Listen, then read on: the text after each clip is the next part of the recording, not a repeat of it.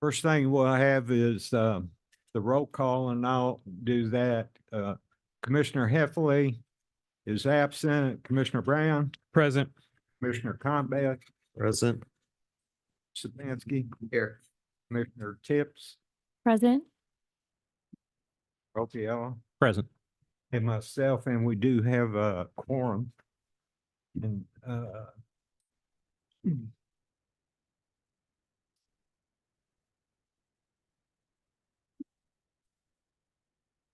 yes, can I have a motion to excuse Commissioner Heffley? I move that we excuse Commissioner Heffley. Second. Motion and second, all in favor? Aye. Any opposed? Hearing none, motion passes. Next item on our agenda is our invocation. Yes. Yes, Mr. Carnes, would you lead us, please? Can you hear me? All right. If you would pray with me. Father, we thank you for these commissioners here that have dedicated their time to serving the funeral industry. Father, I pray that all decisions that are made today will be ones that are directed by you. Father, we pray for the travels, for those that are attendants that have come. We pray for the commissioner that's not here, pray to return her safely the next meeting. And we just ask that all business today, as it's conducted, would be under your guidance. In your name, amen. Amen. Next item on the agenda is our pledge of allegiance. And why did it? Okay. I pledge allegiance to the flag of the United States of America and to the republic for which it stands, one nation under God, indivisible, with liberty and justice for all. Honor the Texas flag. I pledge allegiance to thee, Texas, one state, under God, one and indivisible.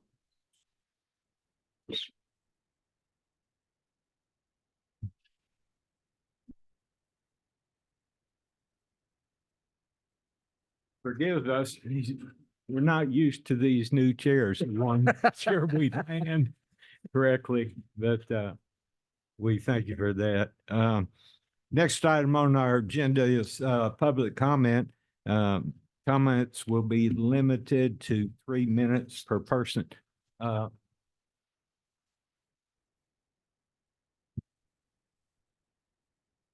So, yes, I met Jennifer. Please come forward. If you'll just give us your name. Yes, so we can hear you. Good morning, and thank you, commissioners, for your time and for giving me the opportunity to voice my concerns with you today. I've tried to be a good steward of the time and resources of the Texas Funeral Service Commission. I completely understand that this agency has a lot on its plate. With that respect, I've tried in good faith to stay in contact with the complaint I filed with the commission on September 14th, 2023. I don't believe I've asked anything out of the ordinary. I am a licensed funeral director and remain so. I've always been in good standing when it comes to compliance with licensing and the rules and regulations pertaining to funeral service in the state of Texas. This is new territory for me, as I have never filed a complaint previously with any commission, committee, or any regulatory body whatsoever, which might explain my eagerness to be reasonably updated through the investigative process. In addition to filing my complaint on September 14th, 2023, I've taken the time to update the investigator handling the case through email. I updated the investigator on October 24th, October 26th, and November 7th. On November 15th, I reached out to the executive director and staff attorney. Keep in mind, once again, that this was done to update the commission on any pertinent additions and changes to my case, and also to determine at what stage of the process my complaint was in. My last response, although short and without any detail from the investigator, was on December 11th. I sent additional information December 15th, January 5th, and January 30th, all of these without any response. On March 7th, 2024, I requested an update from Ms. Norma with no response. According to my calculations, this has been over 6 months since I filed my complaint. I'm hoping you understand why I have a sense of frustration. especially when I tell you how my life has been upended by an individual licensed by this body and must abide by the same ethical standards that I do and all licensed individuals in this room right now. Within my scope as an employee and licensed funeral director, I have been physically assaulted in the workplace, attacked twice in the workplace by the same licensed individual, berated when I refused to resell used funeral merchandise, which interestingly was used as reason for my wrongful termination, retaliated against for my adherence to ethical standards as a funeral director, ignored when I was sexually harassed in the workplace on 2 separate occasions, and without any shame whatsoever, discriminated against for the crime of being a female. Unfortunately, this is just a snapshot of what I've experienced.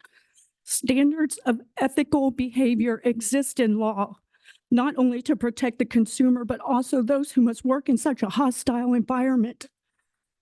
I just ask you to consider this. I could be your daughter, your sister, or your mother, which I am.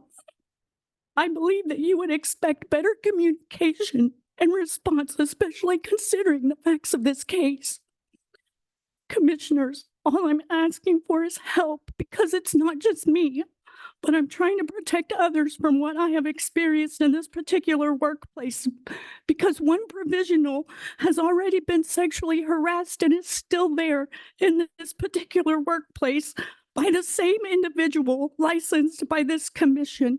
And I guarantee you it will only escalate. Thank you.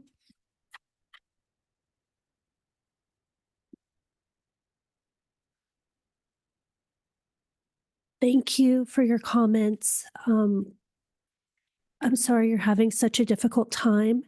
Since there is a pending complaint, we can't comment further at this time, but we will provide you with as much information as possible under the statute, and we'll get back to you as soon as possible. I'm sure Mr. White will direct staff to get back to you as soon as possible. Thank you. Anybody else like to make a comment? Mr. Carnes? Jay Carnes, Carnes Funeral Home, and a member of the Texas Funeral Directors Association. Just want to encourage you to consider wholeheartedly the new Texas exam, as I believe it's going to be discussed today in all of the meetings that we've been having and discussions in the last 2, 3, 4 years about this. I have not run across a single funeral director or anyone actually in the industry within Texas that has opposed it. There may be some, I'm unaware of any. And I'll be honest with you, I hate that we are kind of forced to this. I kind of feel like the national board has forced us to do this, but I wholeheartedly support it and ask for your support also. Thank you. Thank you. Yes, sir. Good morning. I'm Sid Waldman, certified funeral service practitioner and the Southeast Region Funeral Director of the Year. I am also a licensee because of the original State of Texas Funeral Directors exam. So I urge you to consider and to affirm item number 7 on the agenda, the implementation of the state exam as an alternative to the national board exam. This is really important for many funeral directors who want to serve their families, but for whatever reason, either do not wish to take the board, the national boards, or will take the national boards, but want the state exam so they can further study for the national boards. I appreciate your time. Thank you. Yes, sir.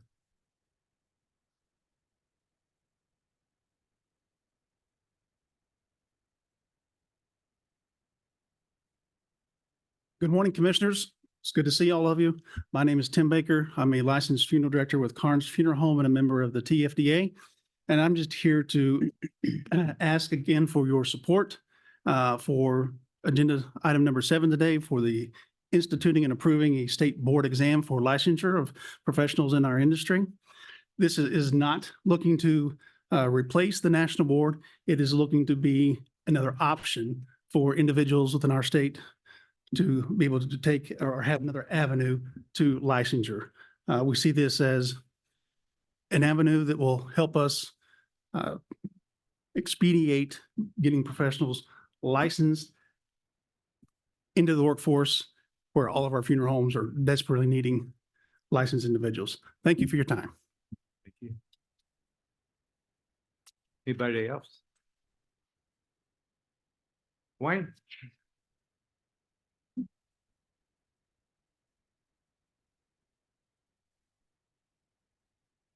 Good morning. My name is Wayne Cavender. I have been an instructor and administrator at Dallas Institute of Funeral Service for over 30 years as of February 14th. So I wanted to speak today in support of agenda item number 7 to offer a state board exam as an option to the national board exam, not only for the reasons that have been stated previously, but as a one of the colleges in Texas, a state board exam will provide more information and support the colleges here in Texas better than the national board exam has in the past many years to help us improve our programs and provide better educations for the funeral directors and embalmers in the state of Texas. So I highly support adopting that exam.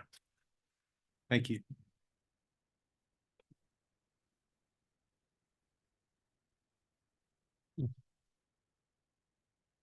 Good morning, everyone. My name is Daryl Woody. I'm a former educator. I'm a licensee here in the state of Texas, and I represent King Tears Mortuary, and I'm also a member of TFDA.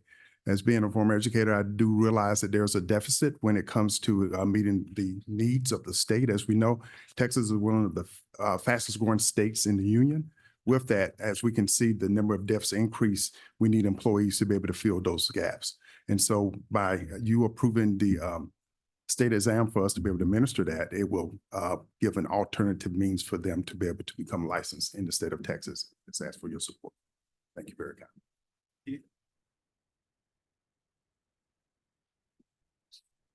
Anybody else? Seeing none, we'll close that section of our agenda and Commissioner Brown, would you read our mission statement, please? Yes, sir. To protect the public from deceptive practices in the funeral and death care industry through a process of impartial enforcement, inspection, licensing, and education in order to guarantee every citizen's final disposition is conducted professionally and ethically. Thank you. Next item on our agenda, item number 6, our minutes review and adoption from our December 11th, 2023 meeting.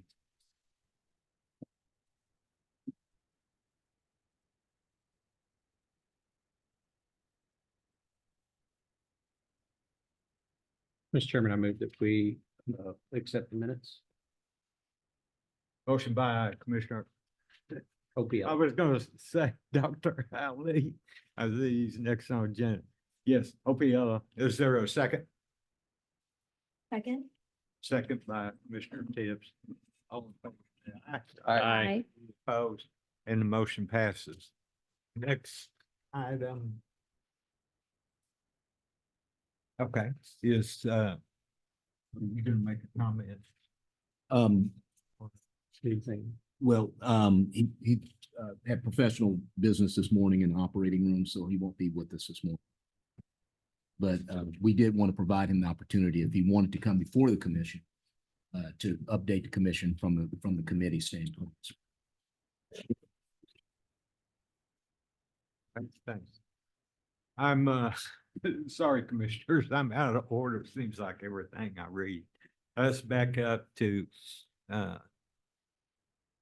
item 7, discussion for implementing the state exam. I think I'm on the correct number. Okay, item 7. And Dr. White, Mhm. I was gonna make some. Yes, sir. comments On that. Yes, sir, I can. We'd just like to get the, I think there may be some folks from organizations, folks interested in this, they could weigh in and allow the commissioners to, take in the testimony from these folks that have traveled so far. And then I can, comment on some things from the commission perspective. Yeah, we'll just open that up. And I know gentlemen's,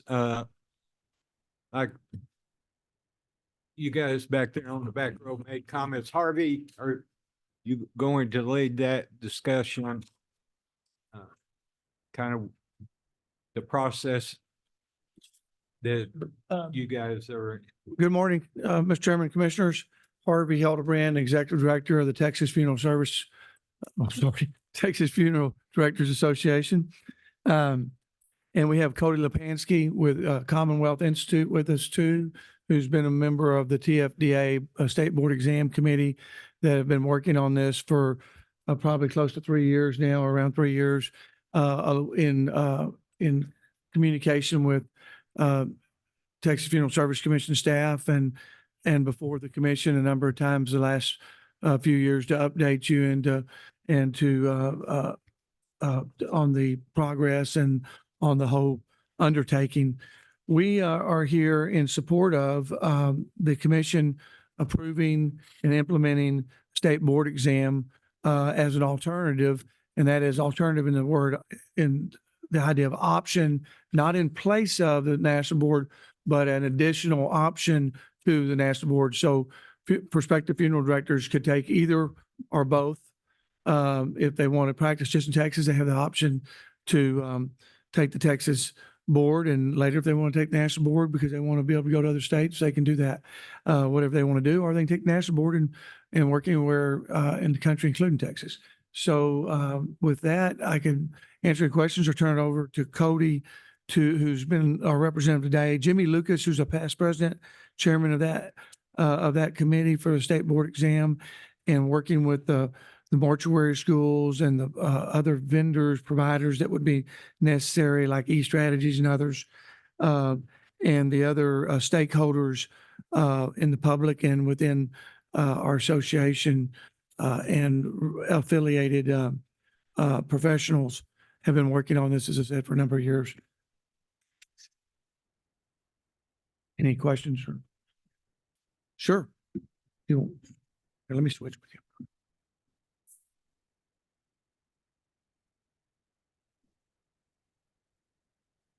Good morning, Commissioners. Dr. White, just a quick background on the exam. So this idea for a Texas state exam came about years ago, 3-4 years ago. And it started out as a solution to a problem. The national board exam is not the exam that it was years ago. Previously, it was very easy to look at the national board and see exactly where the material came from our classes at the 4 mortuary colleges in Texas. That's not the case anymore. The exam has gotten readjusted. It no longer reflects the vast majority of what we are doing. It is mixed and matched, put together. Colleges, when we look at the short amount of information we get about the exam, you cannot determine where your weaknesses are. You can't determine where your strengths are. So the difference with the state exam is we want to make it very straightforward. That way, when a school has subpar scores, they understand where their errors exist and they can fix those. When a student takes the exam, same concept on the national board, they get feedback that is not usable so that they can prepare for their next exam. We want to make sure that it's fair for test takers. We want to ensure that everything we teach in the colleges is accurately represented on the exam. The current version, as it sits of the national board, it does not purely reflect entry-level knowledge. It is more difficult. And that's a product of the way in which they construct it. It's also a product of the way in which they survey the profession to update it every 5 to 7 years. So again, we started this project years ago as a solution to that problem. We want to be fair across the board to all of our students, all the incoming licensees, and there's been a lot of hard work. All 4 colleges are on board and helping to put this exam together. That way, it's truly a reflection of what you are taught in school. At this point, the national board does not necessarily reflect the realities of what we have in the classroom across the board. Our hope is this new exam will solve that problem. Oh, and that is the other part. As was mentioned earlier, we are simply going back to the previous standard here in Texas where we had a state exam and then there was a national board exam. You had an option as a Texas licensee. That went away years ago. We're simply bringing that back and going back to having two options here in the state. Commissioner? So I had a question. The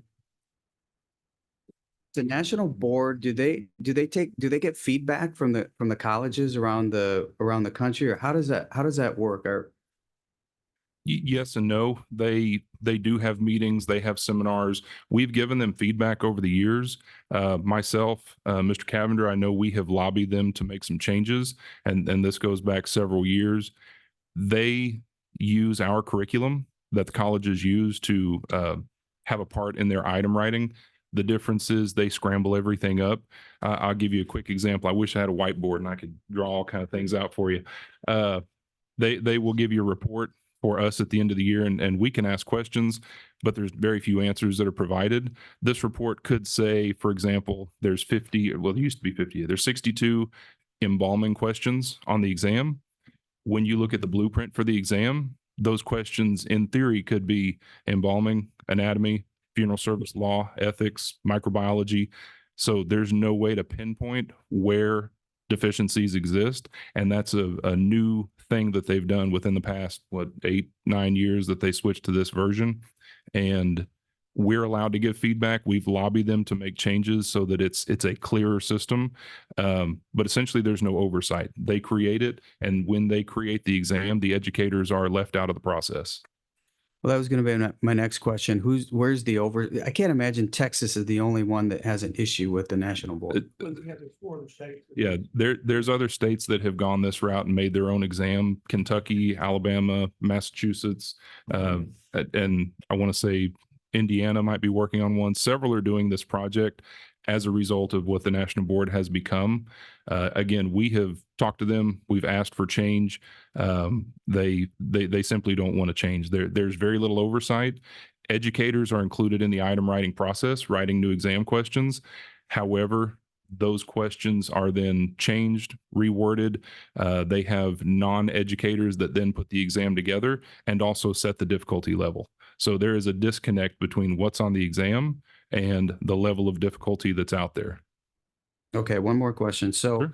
when your students take this test, you're saying that if they fail or they don't do well, the feedback that you're having a hard time identifying what area? Exactly. Okay. When somebody fails, to their credit, the conference now gives more feedback to a student that fails.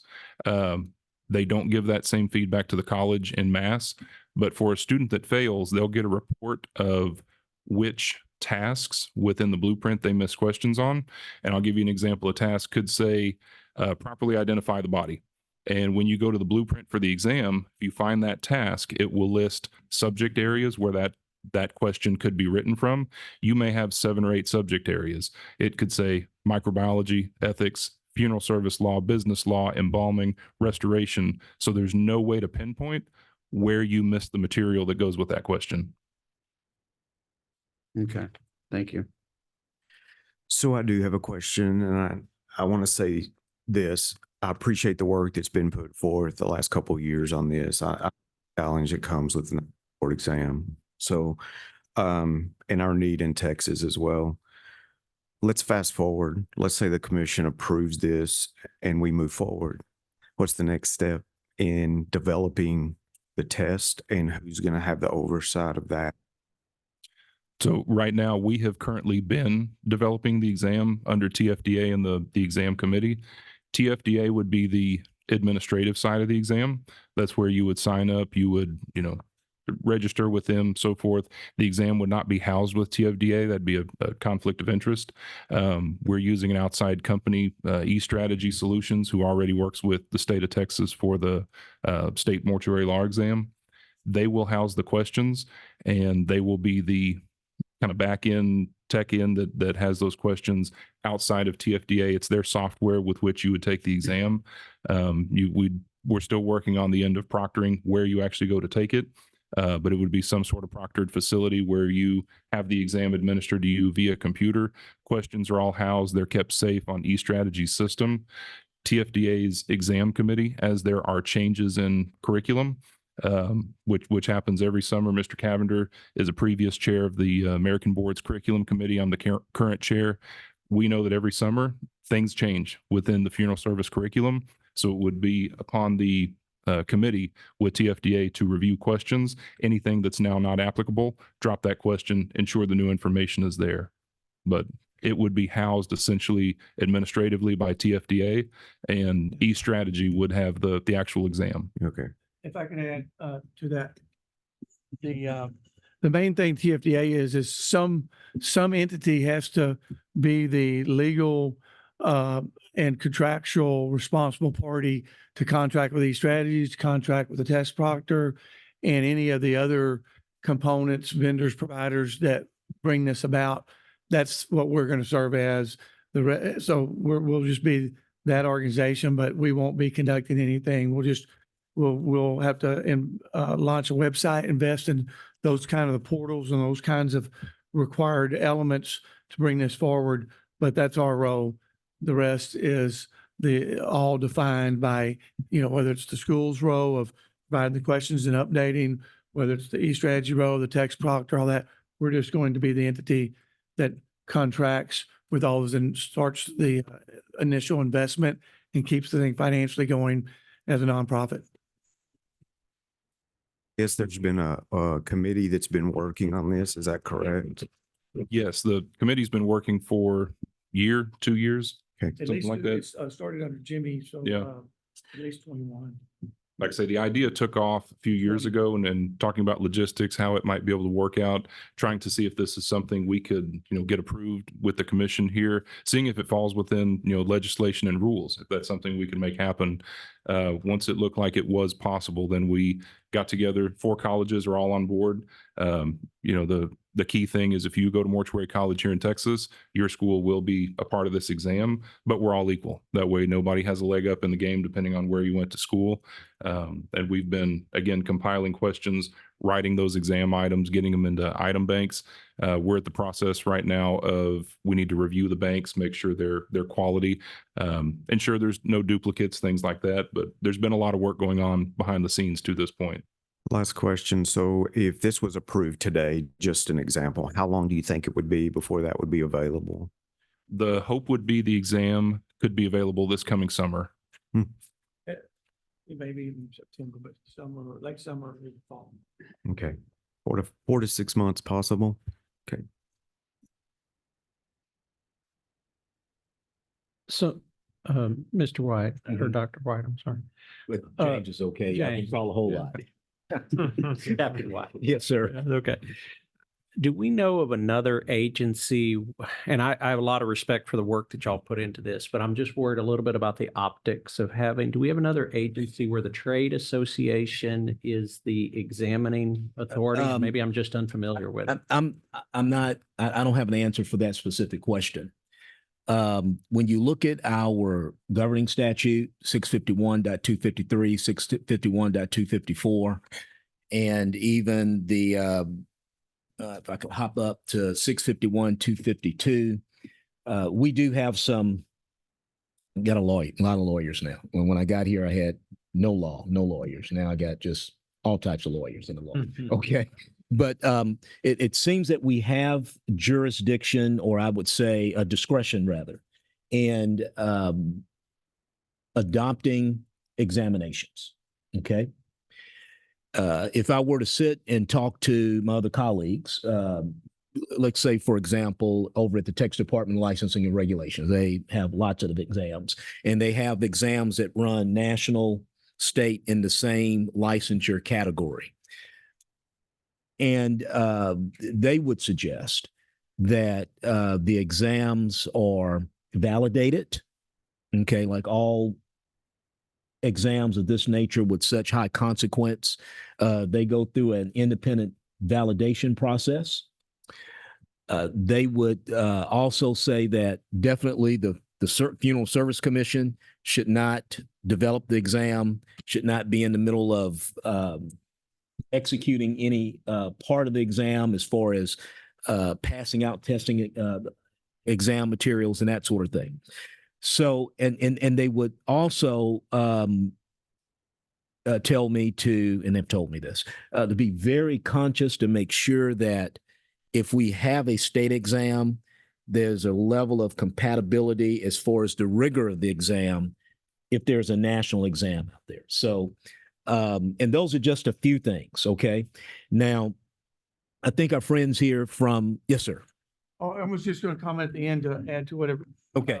About our role and. Right. And so going forward, okay, I think it would be important for us to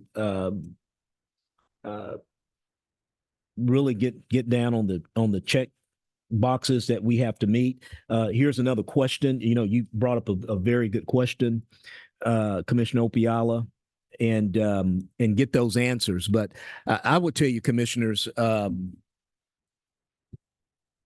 you know, listening at the history of how we got from a state exam to a national exam to only a national exam, and I've talked to maybe 4 or 5 people to try to piece together the history on how we got here and try to figure out if there's a precedent somewhere in our commission. And the history is very colorful. The history is very interesting. Okay. So I think it was a scenario that. I can jump in just real quickly, Commissioner, on that history. You know, there used to be a state test, and it was developed, you know, by the commission. They housed it, and previously, I mean, I wasn't around for that, but years ago, you'd come to Austin to take the test, and the commission oversaw it. They ran it. They did everything. It's a lot of time and effort on the part of the commission. And again, what we're trying to develop here, TFDA doesn't actually house the exam. They run the administrative side. You sign up, they run the web page, they do the, you know, admin portal, so to speak, of how you take it. The exam itself is outside of their hands. That way there's no conflict. Nobody can cheat with that. And essentially what they're doing is kind of playing middleman between the schools, creating the exam, and the test taker. I'll give you the example of Alabama that just created their exam within the last year or so. And they only have one mortuary college in Alabama, and their state licensing agency went to the college and said, write an exam for us. We need X number of questions divided by these number of areas. They wrote the exam, and the commission simply approved it, and now they give it. They're a much smaller state, fewer licensees, but they're going to what was done here in Texas years ago, where they give the exam, I think, once a month in the state capitol. But TFDA is simply going to sit in the middle of those two organizations. Mr. Commissioner, it was a Sunset Advisory Commission report, I believe in the late 90s or the early 2000s, that said we needed to get out of the business. That's the commission. We need to get out of the business of giving the exam. Also, there was maybe some breakdown and confusion where maybe some potential provisional licensees, they were taking maybe the funeral director portion in on the national exam side, and they were doing the embalming on the state exam side. So that was another reason to kind of get some uniformity there. So it's a very interesting history. But again, based on our statute, we do have a level of discretion to appropriately evaluate these situations. Yeah, and no doubt the statute does allow us to arrange for the administration of the exam. My question was more of a optical one about, should we have we have multiple trade associations. We have one of the trade associations, the biggest one, right? That would then administer that exam. I guess if I could jump in here and just. The optics is what I'm talking about. Right. And I think this might be even more practical, but it goes towards that, is the state procurement process. Usually there would be a request for proposals, and those would be open to anyone and everyone. And so, the commission could go with this group, or they could go with another group. And so, there's no guarantee that the work that they've been doing would necessarily come to fruition. But it would depend upon the proposal and the terms that the commission decides as far as what the test should look like if it does end up developing one. And just to add, so we wouldn't be where we are today, wouldn't have come if we hadn't started. So we're responding to the needs of Texas, the needs of the funeral profession. And so we don't care who does it. But if we hadn't stepped in there and said we would do this, if no one else would do it, we wouldn't be here today, wouldn't have been here previously. So that would be great, any alternative, or we even thought we might create an entity for it. The important part is that we make progress. The entire, process. I know we've saw it. If y'all had any questions or any, I'm glad they're here now so we can begin, because it looks like we're getting close, but we're ready to move forward, because without some kind of indication we're moving forward, we don't know that we're going to get the next step done and the next step, or we put it off another year or two. So we will step aside or keep making it happen or do whatever's necessary. The important thing is there is a state board exam in Texas. Okay. And please don't take that. I really truly appreciate. I know that since I've been on the commission, this has been discussed every year, right? And so I truly appreciate the hard work that y'all put into it. Please don't take what I'm saying to mean that. I just want to make sure that we're consistent with the practice of other agencies and how we would do that. We've asked that question. So I agree with Commissioner Opie-Ella, and I just had one question. I just want to make sure I'm clear here. Director White, you said that the Department of Licensing recommends that you do not create the exam? The commission. The commission. The commission. That was several iterations of sunset reviews that we shouldn't be in the business of coming up with test questions, bringing people to Austin or wherever. We just shouldn't be in the middle of that. Okay. And I think your general counsel may have. Right. So I just want to make sure I was clear on that. So what it sounds like, and I appreciate the TFDA grabbing the bull by the horns and taking the lead on this, but they would not create the exam either. They would just administer it. So are you saying that the Department of Licensing also says that the commission should not be could not be the administrator over this and have a third party create the exam? We should not be an Okay. administrator as well. Okay. And by the way, on administration, other than launching and having an entity provided to have a website for the public to use, essentially we're a contracting entity just to contract with all the other providers that are necessary to make a test available. Jump in. Just to make it happen, you have to have the platform, the background, the portal. The people that are going to take it have to sign up somewhere. There has to be some sort of entity that you'll register with in order to take it. Again, they just sit in the middle. The colleges create the test, but we won't proctor it. TFDA won't proctor it. We'll have an outside group where you actually go take the test. That way there's no impropriety or anything like that. They simply run in the middle as the sign up folks that you go to register for it. Director White, real Yes, sir. quick. So we've been discussing this for a couple of years. What's our next step on this to either put a step forward Okay. with it or not?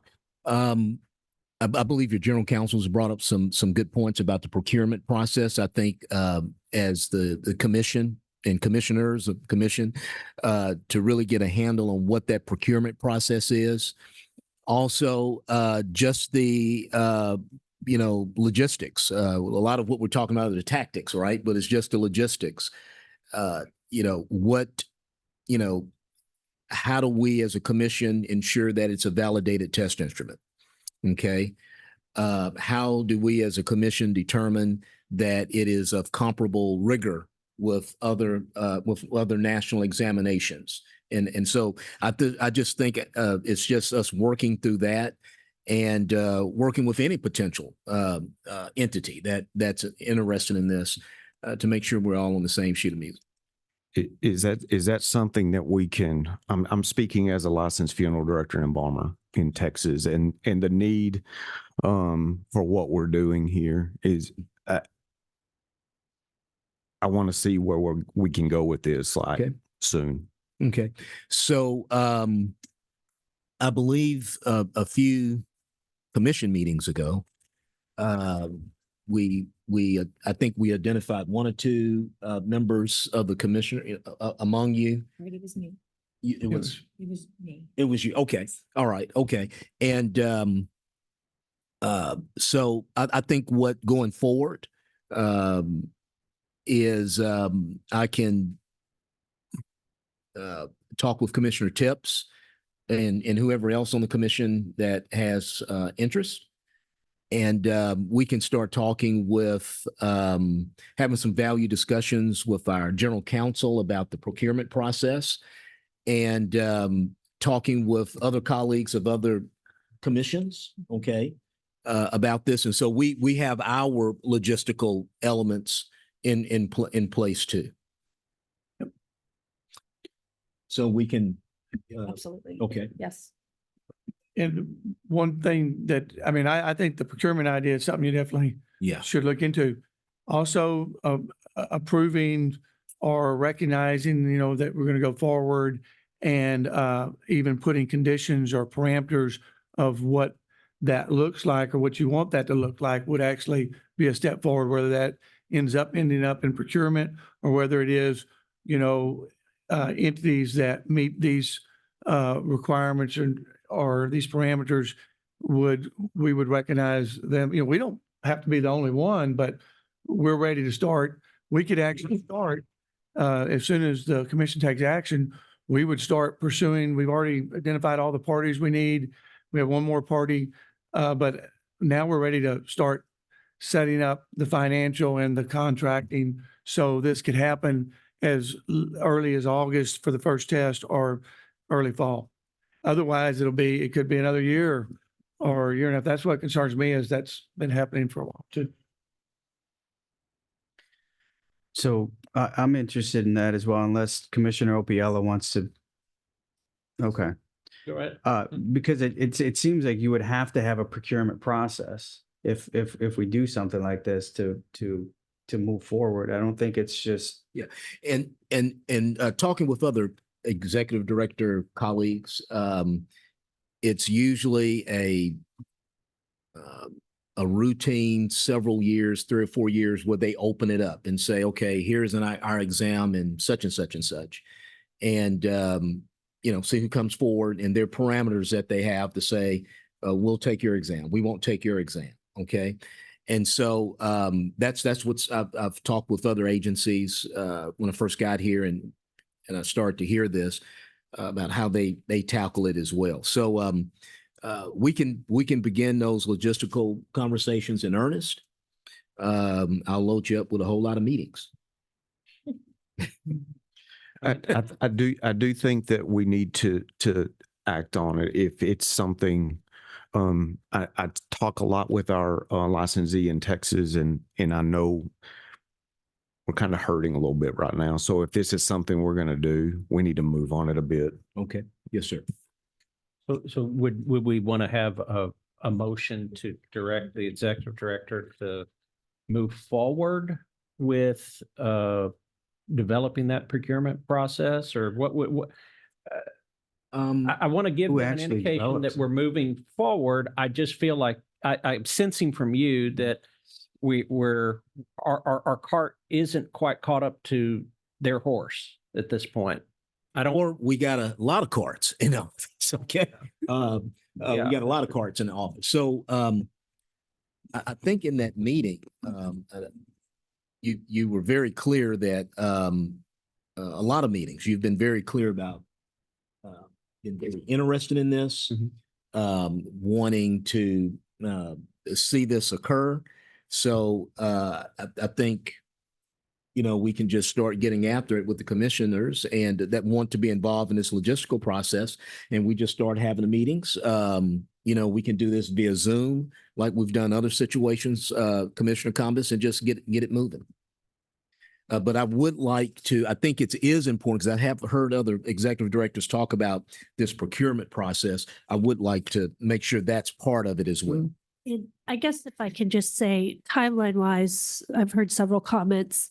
This is usually at least a year, not uncommon for it to be a 2-year kind of process. Starting from this point or from when we started in the past? I guess that's we're hoping there's like some kind of timeline y'all established with this, because I think the meeting in which Commissioner Tips was appointed was the June 23 meeting to be the contact. So, and that was after a couple, so I'm just wondering if we could have a timeline that you're going to report back progress, and then we're moving towards something that's actionable, and we have a forecast, either when the state would have someone else provide it, or we need to, but the sooner we have we were hoping that we'd have a test earlier this year than the summer, than fall. So we're just trying to keep this thing from, I believe me, I'm a former colleague of Dr. White in the Texas House, and I've run an agency, so I know state government and even federal government, unfortunately. But just, we want to try to do whatever we can to assist y'all, and we hope that the commission and all these interested stakeholders are interested in moving, expedite this thing. And I just want to throw out too, hearing y'all's comments up here, commissioners, when I hear about parity with the national exam, level of rigor, all of that, I would invite any one of you that would like to look at specifics and how this thing is being set up by the committee here at TFDA, please reach out to me. The state board exam is being written with the same number of graded questions as the national board exam. It's split up by the same basic subject areas. We won't have the strange mixture of items that they do. It'll be very straightforward. It's based on the same curriculum that is used by all mortuary colleges in the nation. We're also using the same difficulty level of levels 1, 2, and 3 of our questions. Again, the difference is this test is being made in-house here in state by Texans. It's not an outside group telling Texas what we need to know. As far as parity, it's going to look very similar, but it's written in-house in a way that our students will understand.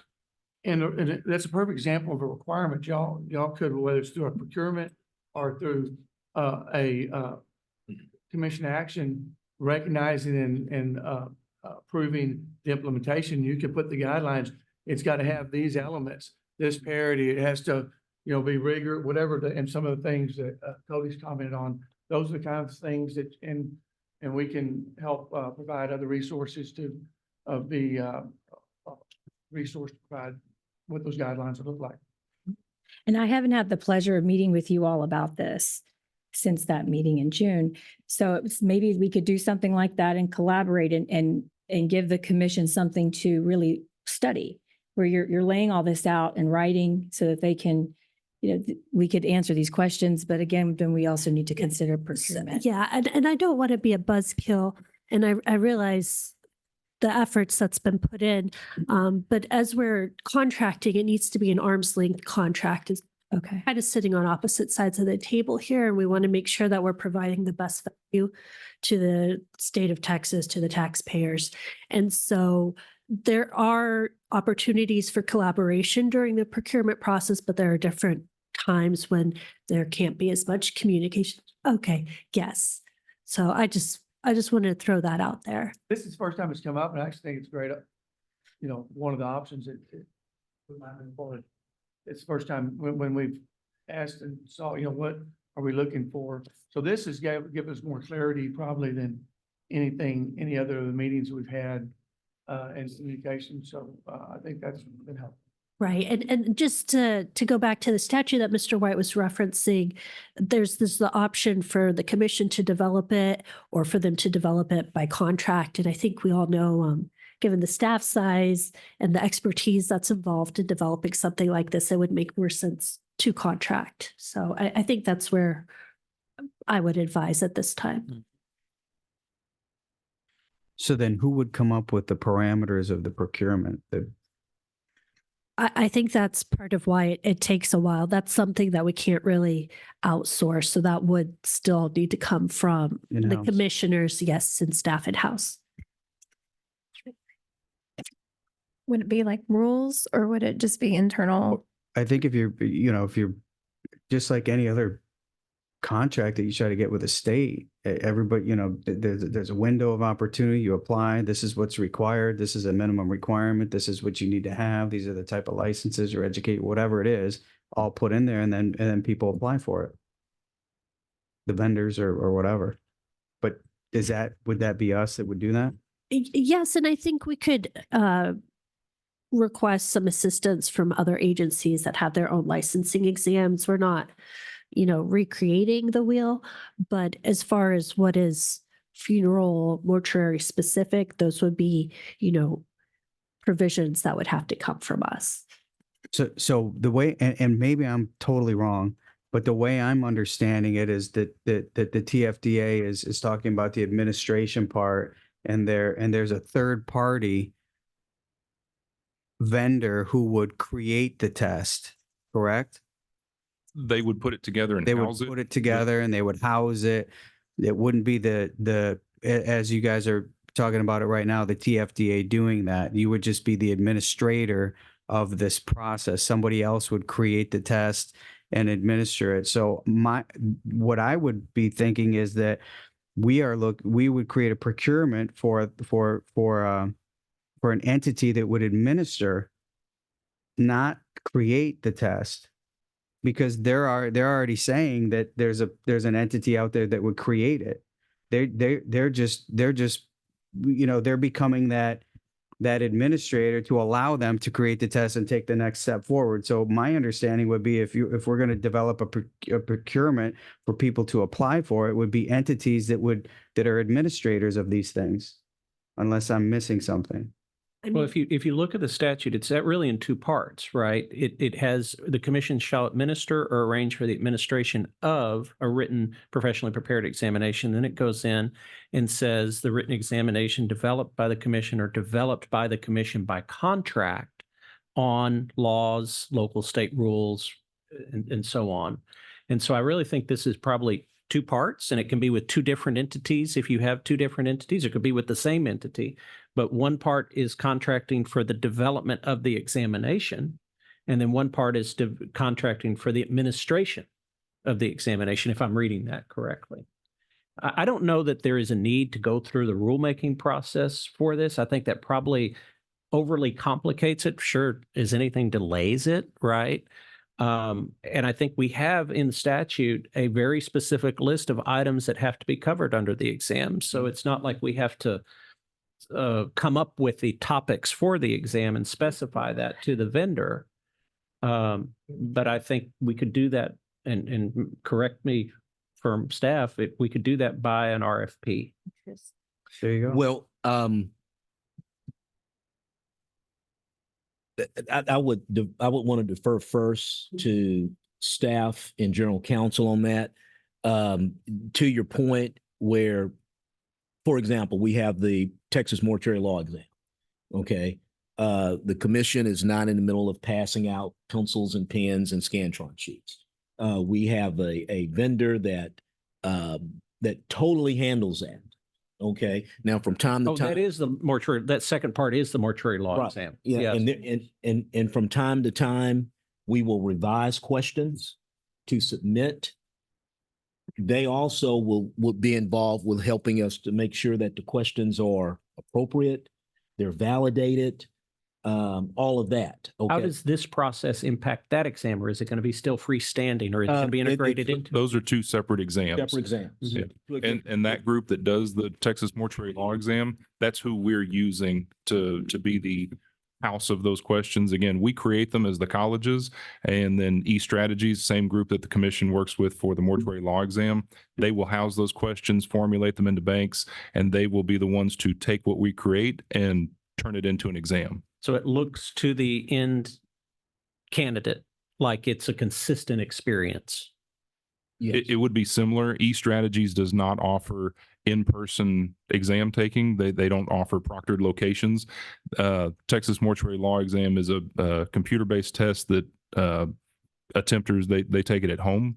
It's an open book, open note test using the laws. So there's no true proctoring involved. This test would utilize proctoring. So we'd have to go with a different agency to actually house the testing center where you go take the exam.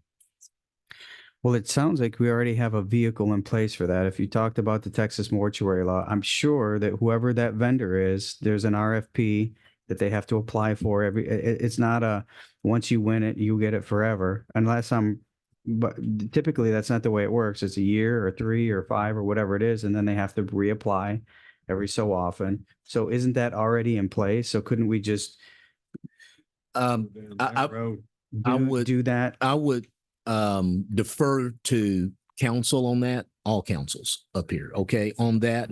I think we've because I don't want to set some false or miss expectations, okay? I think there's an expectation for collaboration and we need to get after that. I think there's an expectation of all our councils up here to kind of get us a little more, coach us up a little bit more on this, okay?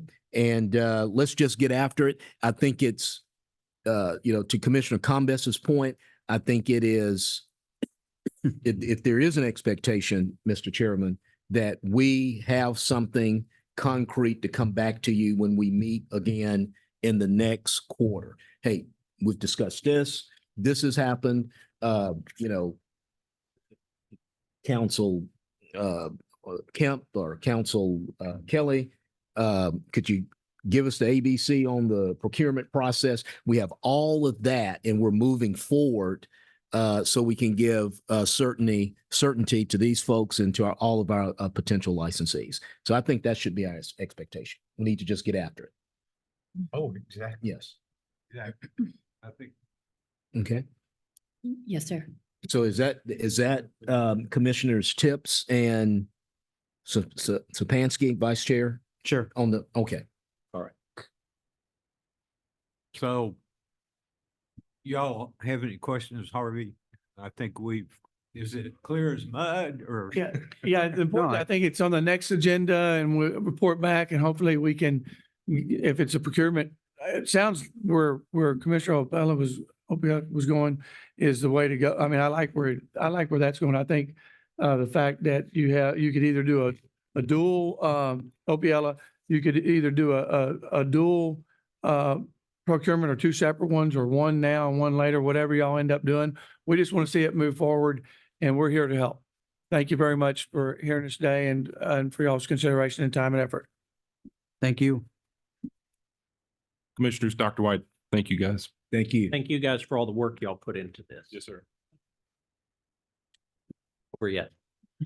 No, we'll have something next meeting. Any further statements on that item? And then we'll skip item 8 and go ahead to item 9. Dr. Wise. Yes, thank you so much, Mr. Chairman and Commissioners. On behalf of my colleagues in the office, we celebrate and thank you for your service to the state of Texas. For me personally, I want to definitely really thank the staff. When I think about where we were about a year and a half ago, I thought too it was kind of crazy that the Sunset Commission would have been in my office on August 18th, I believe it was. You started 15th. Yeah, started 15th and August 18th of 2022. You asked them to come. Yes, August 2022 with maybe a quarter of what we were authorized for as far as FTEs that they wanted to move an entire agency to us. So that was very interesting. But as we've moved forward, as we have reconstituted our staff, as we have taken on the additional missions involved with the State Anatomical Board, and regardless of the difficulty, regardless of maybe it's uncomfortable, we really haven't heard a lot of murmuring in the office. Matter of fact, we've heard no murmuring. They're probably murmuring. They just make sure I don't hear it. Okay. All right. So I just want to let you know that this staff is moving forward. We don't have it all squared away, but walking around some of these hallways, we figure other people have issues too. So I want to thank the staff for their service to the state of Texas. We have brought on a new team member, Mr. James Paris, as an investigator.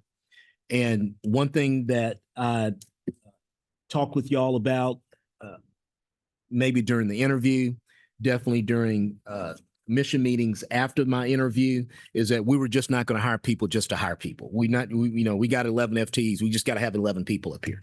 We were going to make sure that we had folks up here that wanted to serve the state.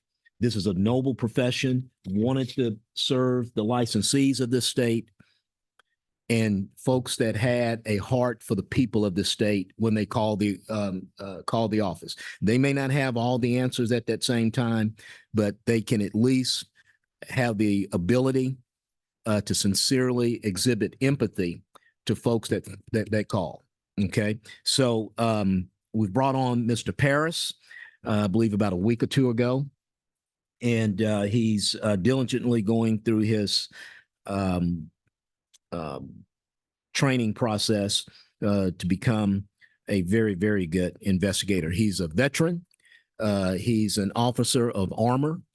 That means he was a tanker, and he served at the division level as S1 administration. He brings to us some of the skill set for an investigator. He did investigations, inspections, and reviews at that position in the military. So we're very excited that he has agreed to come to us as a team member. Now, in my report, one thing I told staff we were going to try to get out of, we're going to be substantive in our meeting, but we're not going to read to you. Okay. You have several documents in your tab. I'm going to go through and do some high points. If I need to stop for clarification, just tell me hey, hold on, James. We need to dive into this, and we will do that. So that covers our employee welcome. Senate Bill 2040, that should be 2040. Our implementation update. Let me give you some highlights on the implementation. Highlight one, working with the collaboration of our current SAB partners, State Anatomical Board partners, in particular, Dr. John Hubbard, Dr. Gilbert, Dr. Reeves, Dr. Luke. We have successfully accomplished, and I think I sent a note to you when that happened. We've accomplished our first transfer of funds to the commission. That was roughly $372,000. Let me tell you what that does. It may sound like a lot of money to folks, but when you sit down in the office and you look at it, it seems like it just evaporates into the air. But what that does for us, it relieves our base budget that we came out of the legislature with. We went ahead and hired folks. And we kept the faith that everything would work the way it should work. But we went ahead and hired folks. We hired competencies in the office. We could not wait until 1 September 2024 to hire a staff attorney. I think we did that back in August of 2023, or July of 2023. We needed that competency in the office ASAP. With that, we went out and we procured a licensing supervisor. I believe that was Maria Haynes. That is Maria Haynes, okay? And the thought is her collective experience with our Versa platform, her collaboration in the past and currently at that time with the Health Professions Council put us in a good position. She came to us with as much experience on our licensure platform as all of us in the office at that time put together. And that has proven to be extremely, extremely helpful over the last few months as we get into this implementation. Also on the implementation, our state anatomical advisory committee meetings. They have been long. Okay, you've noticed they have been substantive, but commissioners, I know all of you that have worked in this policy space, especially our industry members, you know how sensitive this issue is.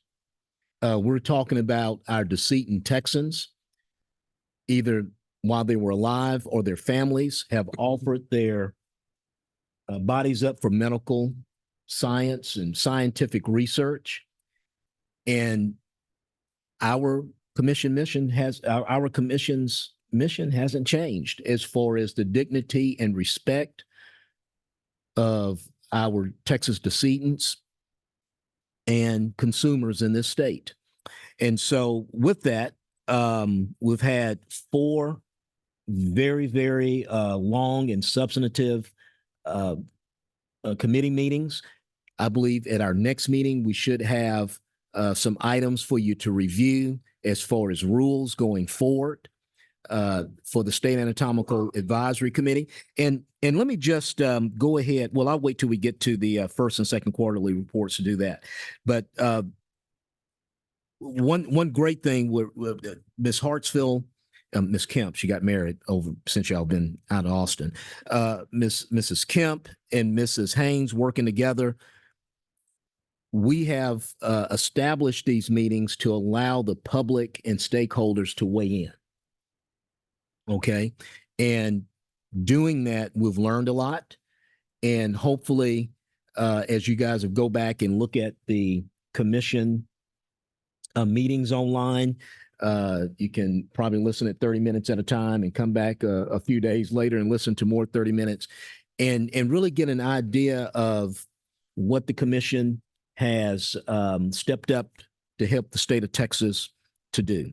So on our implementation going forward, we were expecting to start the process to develop the program, the licensure platform, to integrate that, integrate the SAB into our licensure platform. That is not going to occur in March of 2023. We will probably begin that in 2 or 3 months. What were the reasons for that? Health Professions Council, who is a very phenomenal partner with us. They are our IT provider. Excuse me. But they're also the IT provider for several other small agencies too in this state. So we do have another agency that's slightly before us on an integration piece. So Mr. Monk brought me in and we talked through that. And so we're going to start that process at about 2 or 3 months. And that'll take us maybe to October, November, going live on our licensure platform. Another reason is we had to really work to make sure we had everything in place with our SAB partners as far as getting into their website and really understanding what their data looked like.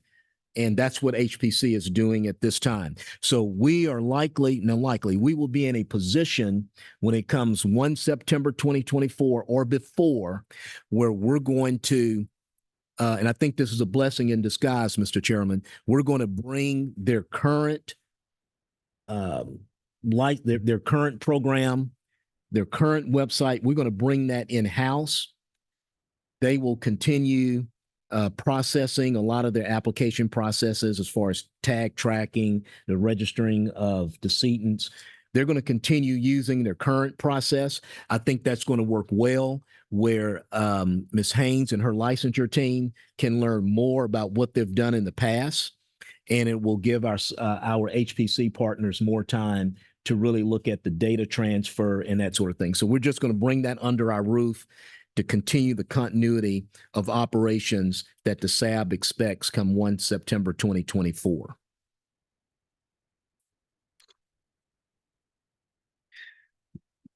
The State Anatomic Advisory Committee report and update and recommended actions pursuant to Senate Bill 2040. The committee is working diligently. I would say that there are what we thought were going to be the issues. We're finding out that those may still be very pertinent issues. For example, we really thought, and it is an issue, of temporary anatomical facilities, that is being in convention halls or in hotels. That is an issue that we've had to grapple with. I think we've received some draft rule documents that will allow for those venues to continue to be used by different vendors that are putting on medical training and whatever.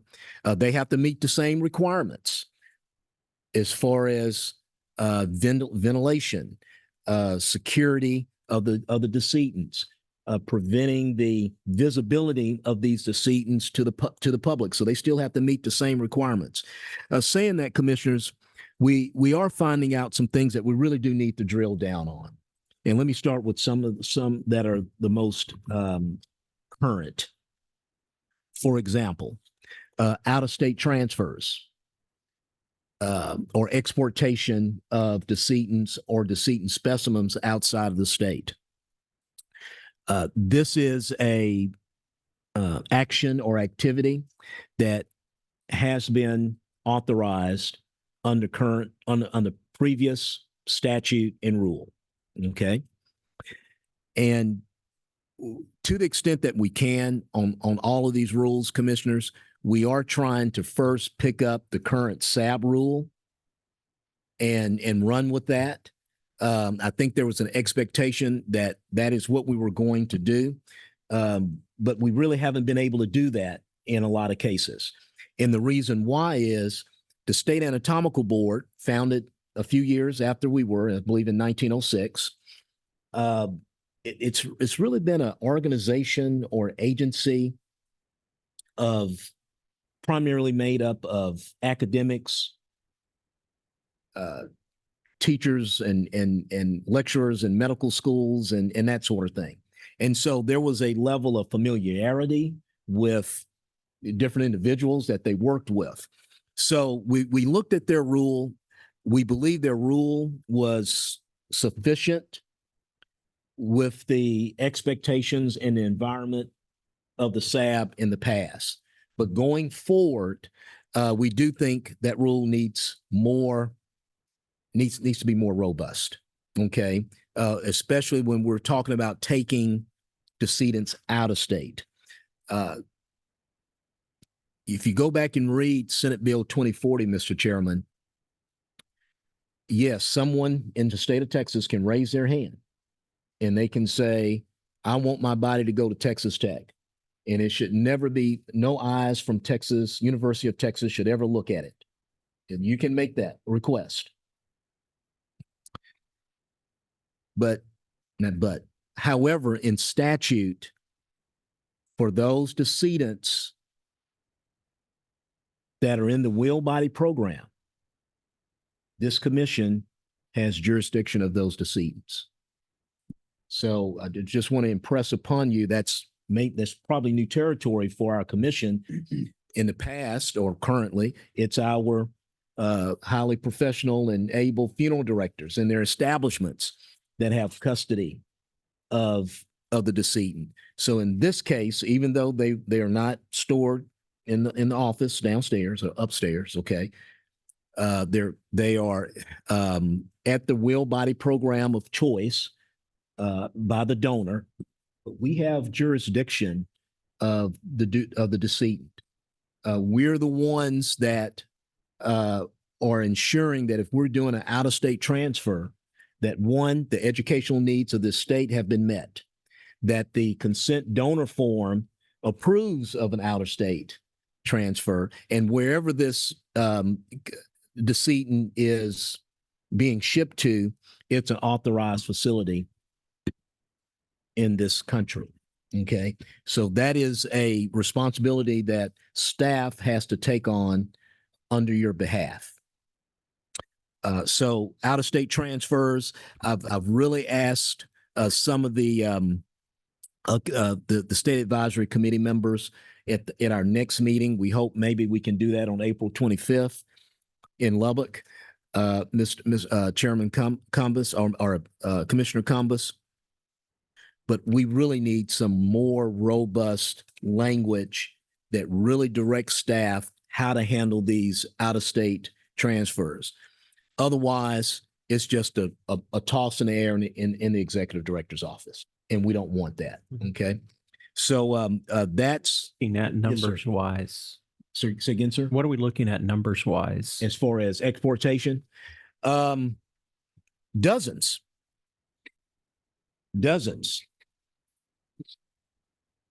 Okay. And I believe the current rule is great when this doctor, this instructor can call this instructor, and this instructor knows the instructor in Illinois, and they go to conferences together, and they have relationships.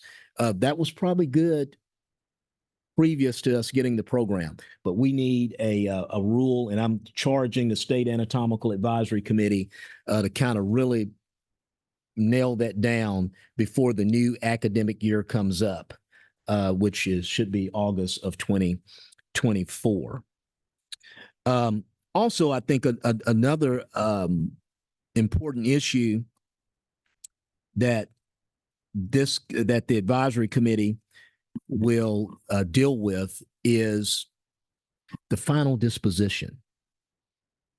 Okay. So these are some things that have not been talked about a lot. It's been the sexy stuff, like, are you going to have a cadaver in a hotel ballroom where someone had a wedding the night before? Okay. We need to look at that.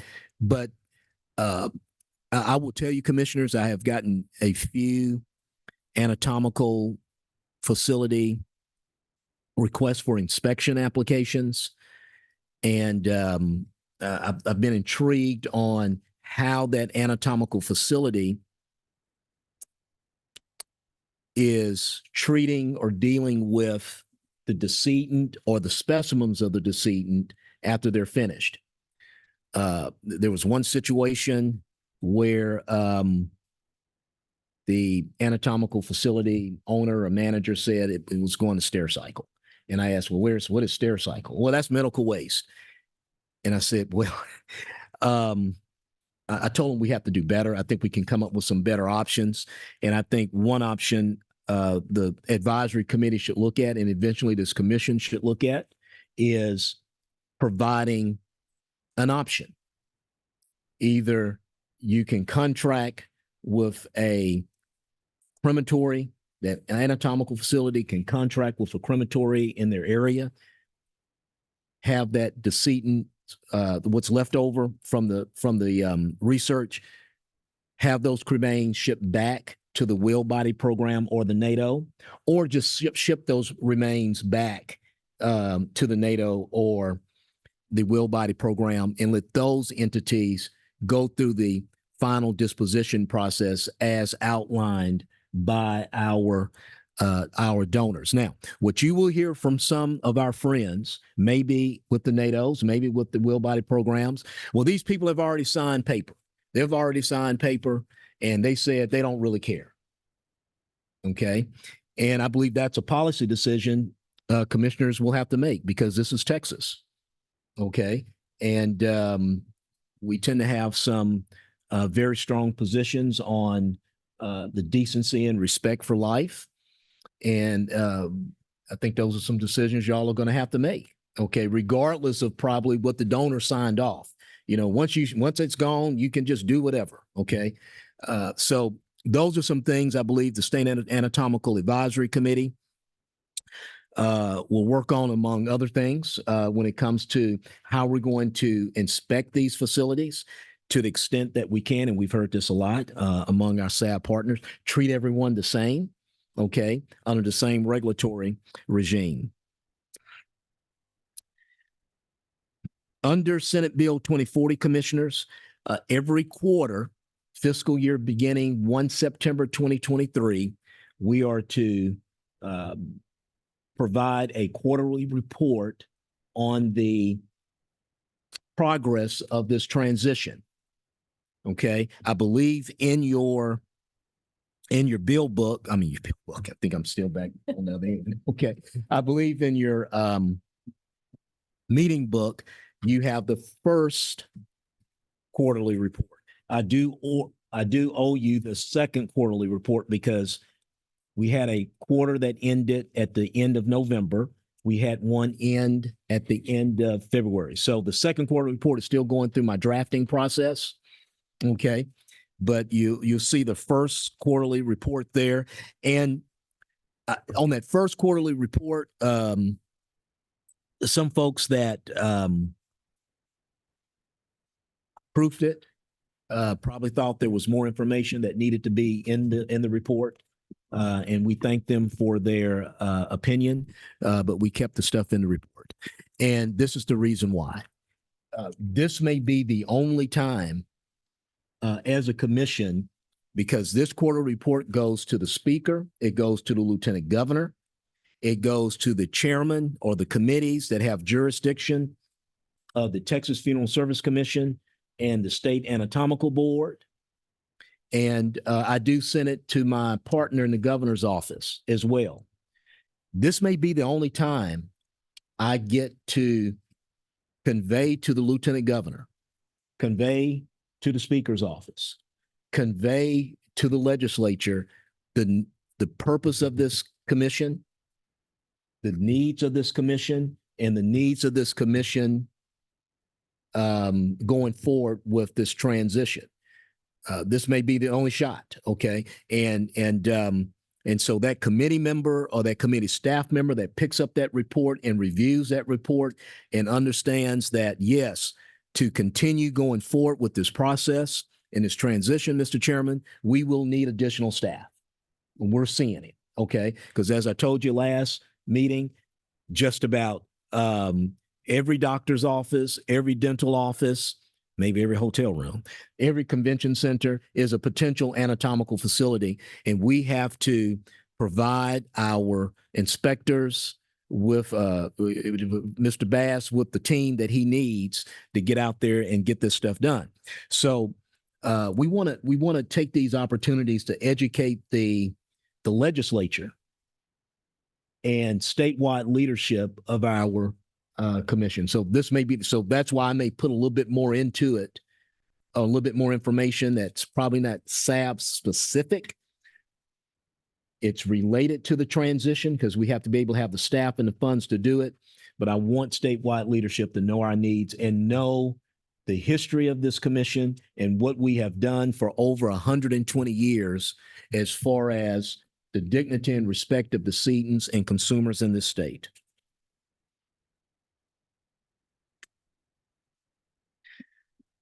Now, currently, we are inspecting and approving or disapproving, but we are inspecting anatomical facilities right now. Okay. We have to give a lot of credit to Mr. Bass and his team with Jewel and Rudy Villarreal on getting out and getting these facilities inspected, while also making sure that they maintain their current standards as far as inspecting our funeral establishments and crematories. And I want to tell you, those three gentlemen have done a yeoman job getting this done. And just to give you some more background on how we're moving forward, anatomical facilities that right now, anatomical facilities that need approval, we're having them fill out our application. We're going through it and we're checking to make sure that at least they're turning in an application that is consistent with current statute and current state anatomical board rule. If we deem that is the case, then what we do is go ahead and give them a pre-approval to continue their business model. The SAB rule, the current SAB rule gives themselves about 60 days to go out and do an inspection. All right. So within 60 days, and how it's working with their other inspections, Kyle and his team are getting out and inspecting these facilities and ensuring that they are meeting the standards in statute and in rule.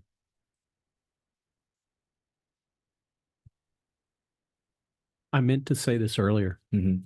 This is another example of the payoff that we have from hiring you, knowing how the legislature works and getting that groundwork laid so that we aren't caught flat-footed next session when it comes to the appropriations. Yes. And to thank you for knowing. Thank you so much for that, Commissioner. And when I get through the fiscal year 2023, I've brought in staff and we've talked about some of their LBB goals and targets. We've also went back and looked at statute, and I'll get into that.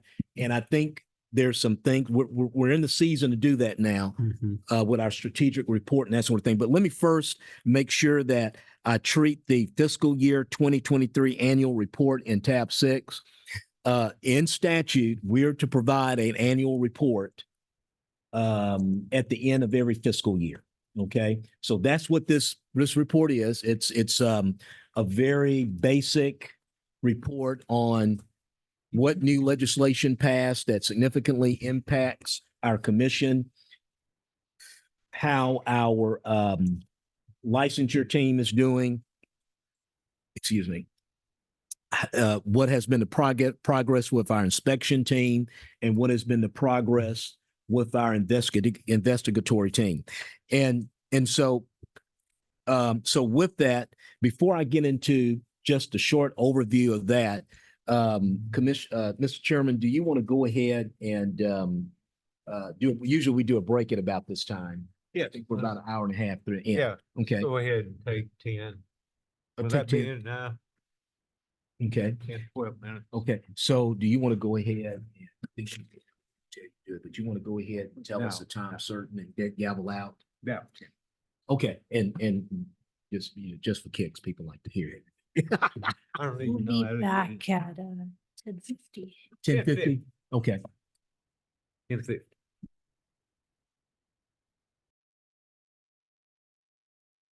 All right, Mr. White, we're Okay, back yeah, on. and so- annual report. Right, and so I have the draft fiscal report. I have not posted it online yet. I wanted the commissioners to take a look at it first and offer any recommendations, or we found one correction. I think I had the wrong first page on it.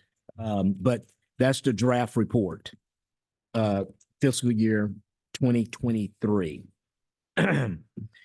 Commission strategic plan. So we are in a even number year, which means we do our strategic plan going out 4 fiscal years, 2025 to 2029. And I think at your desk, I have provided you a copy of the 2019 Sunset Review. And you have to wait for the opportunity, Mr. Chairman, to kind of address certain things. So I remembered that Sunset Review very, very vividly. And that Sunset Review back in 2029 made some substantive changes to our inspection regime. The reason I'm bringing this up in lieu of the strategic report is I think previously, maybe in the executive director's office, we did not make the necessary change in the strategic report to reflect the statutory requirement for when we inspect crematories and funeral establishments. So let me give you an example. When Jock gets up and briefs his LBB performance targets and reviews, you see where Mr. Bass and his team has to inspect 1,000 facilities throughout the state. In 2029, the commission adopted a recommendation from the Sunset Commission to change the frequency of the inspections for funeral establishments. 2019, excuse me. For funeral establishments and crematories to once every 3 years from once every 2 years. I believe there was a time, Mr. Chairman, where we had about 1,000 facilities, because when you read the LBB report, it says commission will inspect all facilities, and it has 1,000. Okay. And so the change was never made in the strategic review. So Kyle has been running around with his team trying to inspect 1,000 facilities every year, when at the least he should be inspecting about 567 a year. And we should be adopting a more risk-based inspection regime. So when I get a call from one of our commissioners, because y'all are on the front lines, you're in your communities, the public know that you are the commissioners. And and they say, hey, we see something over in Victoria. We see something over in Houston. We're supposed to be able to sit down with our inspection team. That's a risk. Or someone we have several people in a specific community call us. We should be sending an inspector out to do an inspection. Okay. Along with their routine once every 3-year inspections. So these are things that Jock and I are going through and we're cleaning up in the strategic report. And what does that do for us? One, it makes sure that we're using current staff time and resources consistent with statute. Two, it makes sure that we're really focused on protecting our consumers and respecting the decency and dignity and respecting our decedents. So I just wanted to lay that 2019 sunset review to you. And apparently no one never made the change. And we were being held at a standard that was actually probably Unrealistic. unrealistic and not using our resources in an efficient manner. So Kyle and his team, they're still on that 1,000 a year schedule right now until the LBB can correct that. And what that does also when we go into our strategic review, overall strategic review, we go into our legislative appropriation request, we think we know where we're going to be at. We're going to be asking for more inspectors and more investigators. I thought Kristen Tips was in that hearing along with me and several other funeral directors. I thought that was worked out in that committee that it wasn't 1,000. Do you remember exactly? Right, we voted on it, but I'm thinking, I was just going through this thinking maybe it never got processed and got to the second. You have to, stage. so the LBB, along with the strategic review, they have this other strategic review Mhm. that relates to all of our objectives and standards. And the CFO and executive director, and we've brought in enforcement. We've asked, I'll get that in a few minutes. We've brought them in and kind of asked, is it reasonable to say that you will identify violations in 90 days on every complaint? Maybe that needs to be an average of 90 days. And that's what I'm going to suggest. Not just as drop dead 90 days, maybe an average, because there's some complaint investigations where it's probably sooner. Okay.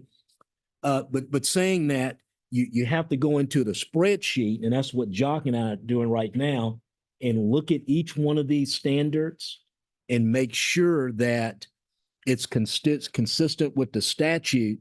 And I believe this particular requirement is due in 3 days. So I got to go back in, I got to proof it and get that over to the LBB.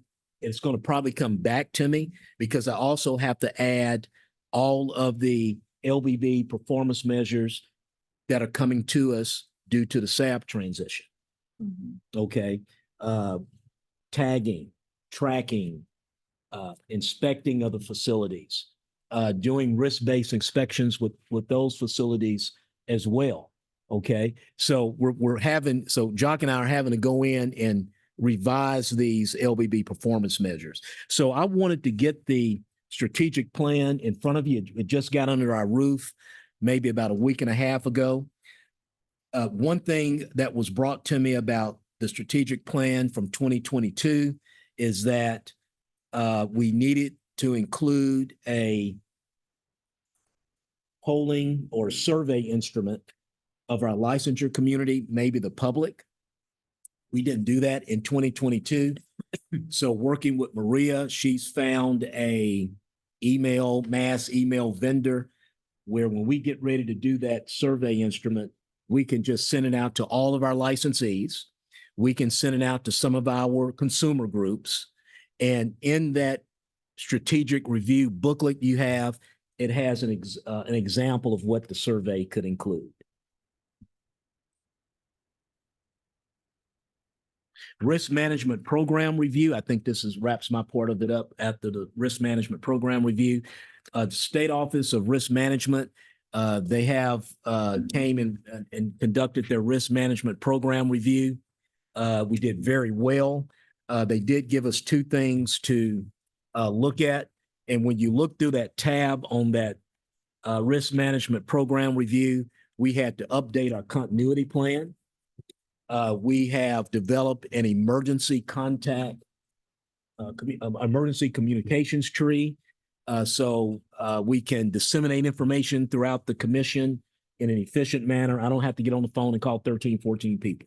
Okay. Or 16, 17 people, because we're supposed to be at 16. All right. That, you know, what all I have to do, Mr. Vice Chair, is call my licensing supervisor, call my lead investigator, call my lead inspector. They will call their folks and then report back if we have a situation where we just can't get into the office immediately. So one thing you can go through and you see the things that they saw that we did very well in. And one thing the State Office of Risk Management was very pleased about is that we didn't have these huge workers' comp scenarios. And so we're always watching that.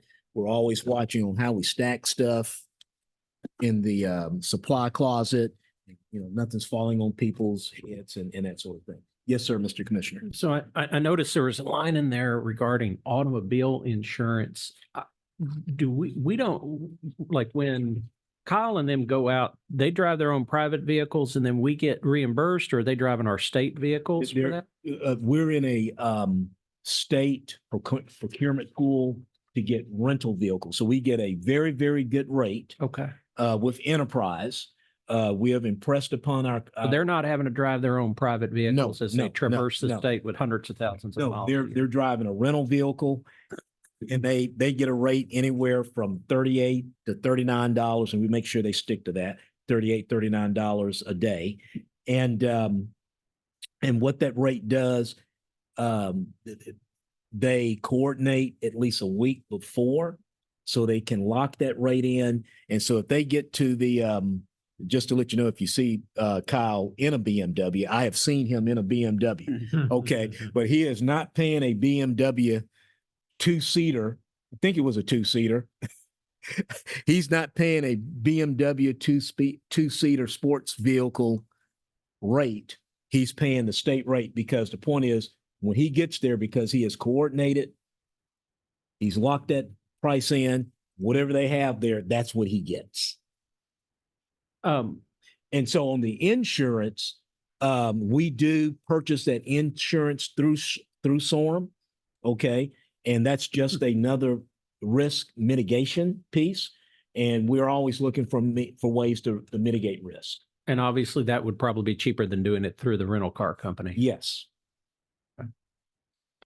And that's another thing I worry about, is how much time they put on the road. And I know you mentioned it earlier, but I'm glad you're getting that. Adjusted. Yes. Thank you. Mr. Chair, if there's no questions or comments or request of me, of you or your colleagues, that wraps up the executive director's report.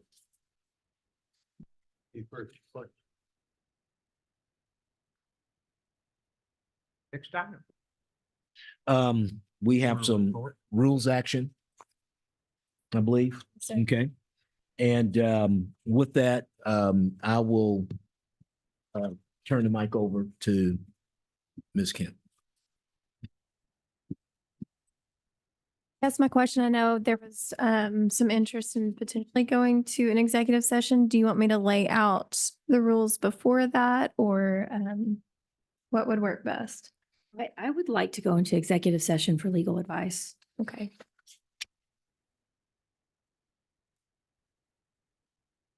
Do you want to make a motion? Is there another room, or are we going to clear this? Shut everything. Yeah. Okay. Then we'll need to specify who can stay in the room, which staff, and then ask everyone else to.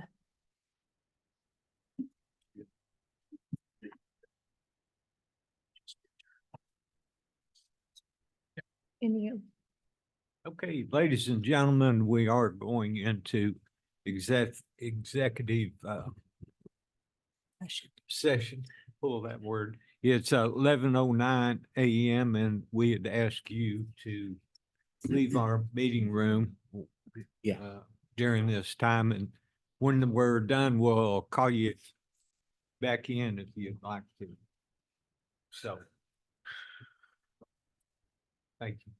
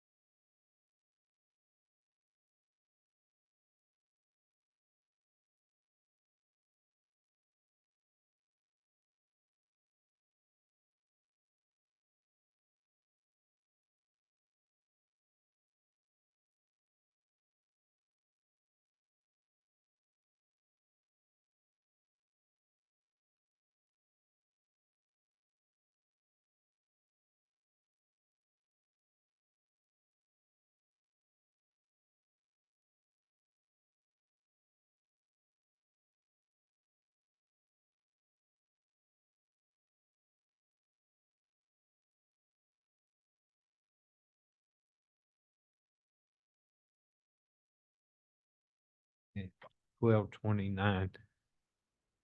Maria, well, I need to repeat that again. Okay. Okay. Mr. Chairman, with relation to agenda item N, I move that we approve the proposed revisions to subchapter D, licensing provisions related to military service members, military veterans, and military spouses as proposed to be published in the Texas Register as 22 Texas Administrative Code, sections 203.55 to 203.61, with the following amendments. Under Rule 203.58, on the second line, after the word shall that follows commission, insert the words meet to in subsection A. In subsection B of Rule 203.58, on the third line, capitalize the word commission and strike on the last line of that subsection the words an apprenticeship and insert in its place the applicable provisional. And then finally, under Rule 203.58, strike subsection E. In Rule 203.60, in subsection C1, strike state, comma, territory, comma, Canadian province, comma, or country, and insert in its place the word jurisdiction. And that is the extent of the amendments. Is there a second? Second. Okay, second on the motion to Commissioner Thomas, was that you? No. Okay, motion is second. Any further discussion? So the purpose of this is to fix some inconsistencies and wording problems that bring this back to the commission so that the commission exercises supervision over this new process that we're creating here. And do we need to specifically say? I said that at the beginning of my motion. Okay. Okay. Any further questions, comments? All in favor, say aye. Aye. Any opposed? And motion passes. Thank you. I think we're to 11. Quarterly report, fourth quarter report. Yeah. Doc, our financial, Doc, are you ready? Guess my microphone's not on.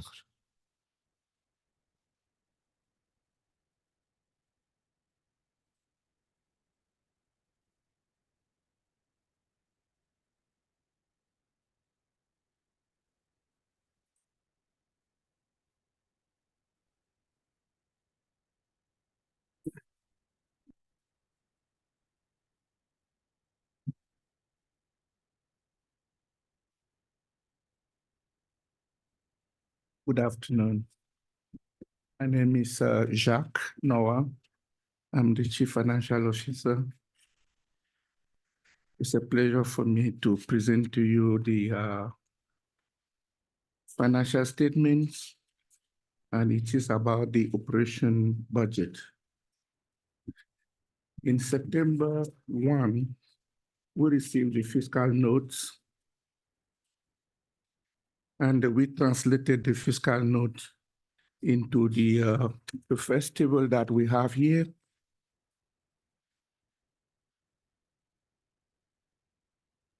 We received, highlighted in yellow at the bottom, we received a total amount of $989,918. The money was given by strategy, and we allocated the funds, as you can see, based on the past experience and based on our plans. That's why we call this first table the initial budget. So you can see by that time we had not spent any money and everything was at 100%. So when we move to the table number 2, the number will start changing. We take the money from the first table here and we go to quarter 1. Quarter 1,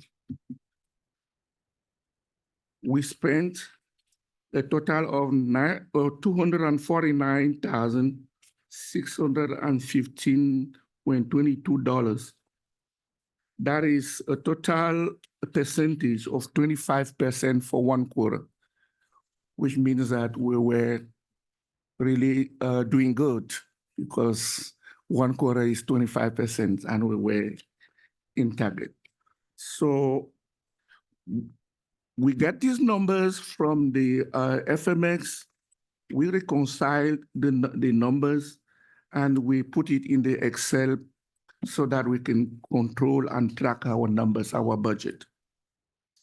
And you can see by the end, the percentage of each type of expense, how much we spend the money by percentage, and none of them exceeds 30%. Oh, there is one with 40%, of course. That's the way we track the money. We make sure that we spend what we are authorized, and we should not exceed or spend everything at once. If you have any question, the floor is open. Thank you. Commissioners, any questions? We can vote to accept. Just report. Just give me an update. All right, not seeing any questions. Thank you, John. Appreciate it. Thank you so much. Thank you. Next item is our licensing. Maria, thanks. Good afternoon, Commissioners. I have provided you with a licensing report for December 1st through February 29 of 2024. Is there any questions for me?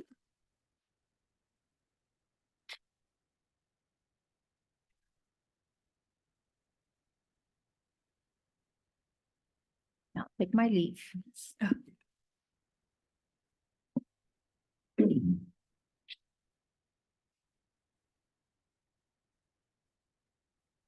All right, on to investigations.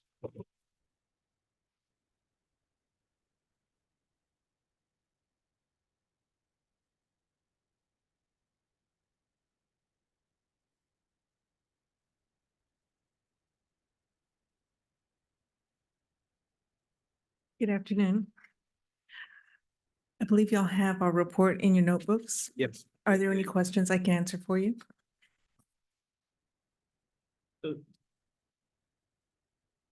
The only question I have is, are y'all sending out the statutorily required quarterly notice letters to the complainants? Quite a few have been sent out. We still have some that need to go out. Okay.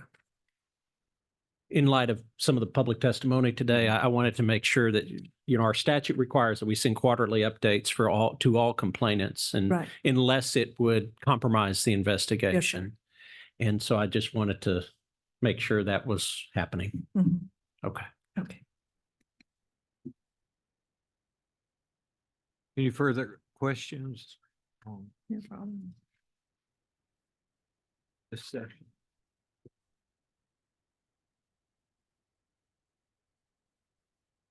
I would just say, I hope, things that you were able with the new investigator to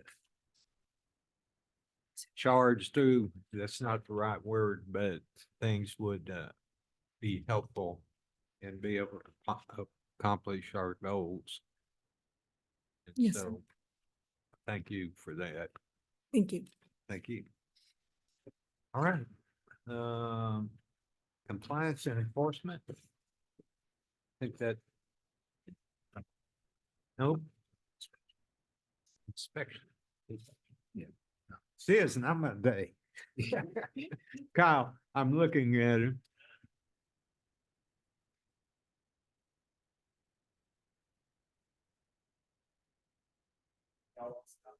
Right. Yes, sir.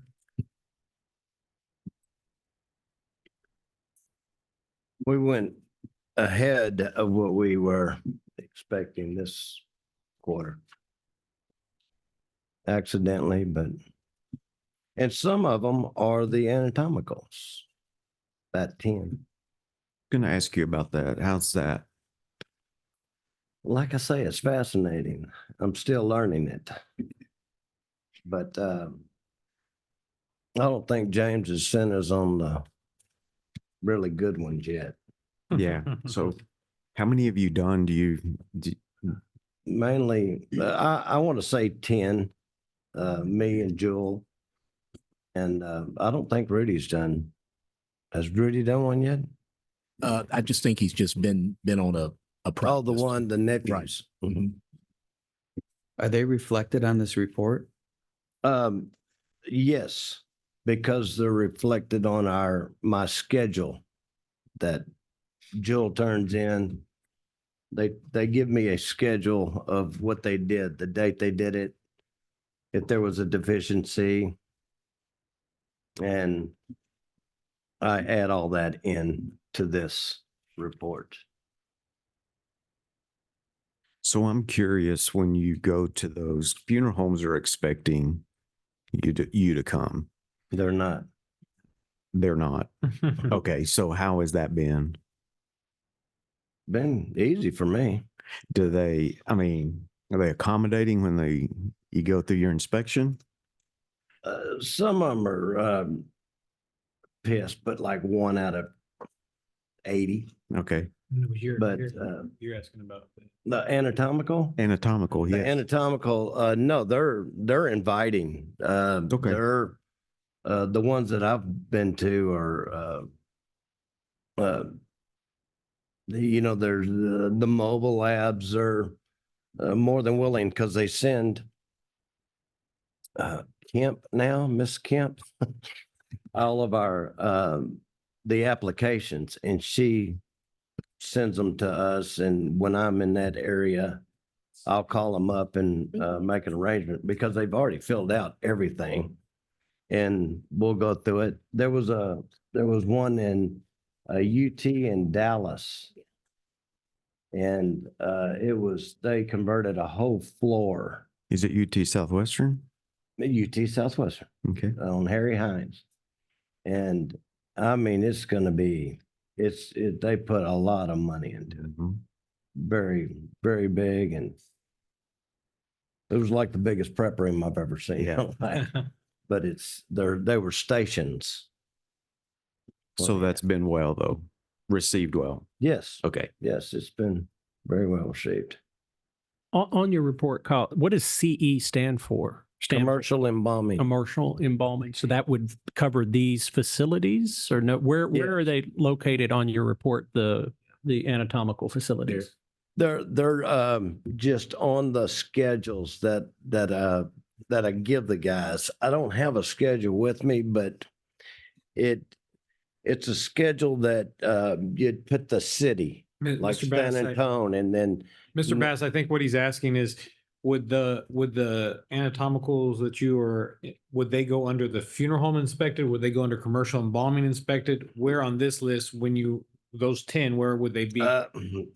they're just in like with the funeral homes. With the funeral? Okay. And we'll start breaking it down. I need to put a SA on the schedules. We put SAB, State Anatomical Board. Okay. And I need to add that They're to not this. broken out on this report. Right. Okay. And it will be with Maria's help in that next. So I can do that. I think moving forward, that would be helpful for us to understand what that is as we move into working with the advisory committee on things. Yeah, because It also helps us document what additional workload we have as a result of the merger too. And the next quarter, there will be a lot more. So. Something else to do, Maria. She can do it.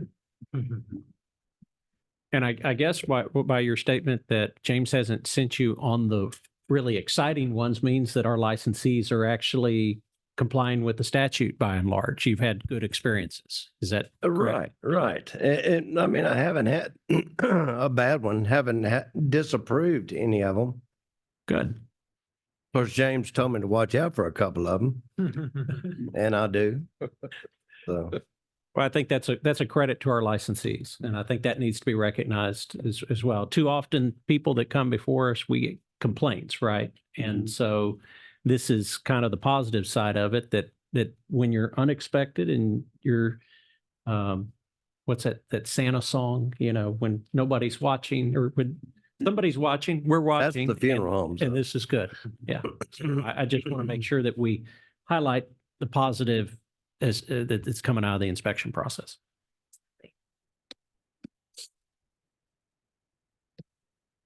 Any further questions for Kyle? No, sir. Thanks, Kyle. Appreciate you. Okay, Thank you. Pass that on to your other staff, our staff. I'll do it. I'll do it. Can I go inspect or do you need me? Give me a call when you get Okay. to that one. Okay. Always one.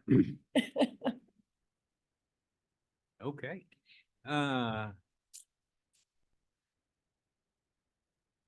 Yes. Legal report. Who's going to share that? I'll start with the Ollinger. So we had one of our cases that was before SOA, the Texas Funeral Service Commission versus Ollinger Signs Mortuary Service. So a docket number 513-24-02508. The respondents did agree to enter into a proposed agreed settlement order with the commission. This case is where what had happened was we had East Texas Mortuary who had picked up a decedent, and the respondents had requested that the decedent be transferred to their facility, but did not pay the transferring funeral home for the necessary transfer costs for sanitary care, refrigeration, and after hours release in conflict with section 651.406E of the Texas Occupations Code. And so that's what we went to SOA over. The proposed agreed settlement is that the respondents did agree to pay the entire amount, the $1,240 to East Texas Funeral Home, and that we would issue a letter of warning. Part of that, which is incorporated into this order, that is on page 3, and that includes finding that they did violate the the statutory codes and rules set forth therein. And that the respondents must file a report with the commission within 30 days of the agreed order effective date, showing how they've complied, and any measures, any measures to show how they've corrected their error. At the time that this was entered into, the respondents we did receive a copy of the check that they wrote out to East Texas Mortuary, so they have done that. And then once, if the commissioners are good with the language of this agreed order, and Ellen, remind me, if they vote on it, then it becomes effective, correct? They vote to approve it. It's Okay, and then if it is effective, then the attorney that's representing us before SOA will file a motion to dismiss the case before SOA in light of the agreed settlement order.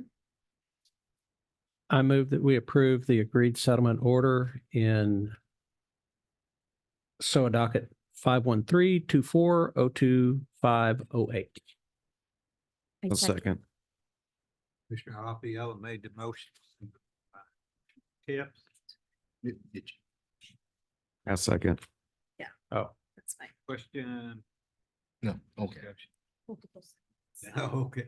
All in favor, say aye. Aye. Any opposed? Motion passes. Okay. And Takes care of sections. Last thing we have, Mr. White. In the legal report, well, yeah, I need to do the criminal history applicants. Yes. But That's can they sign that after the meeting, or does it need to do? Commissioners, we do have a document for everybody to sign, so please sign that document for us. Oh, this one.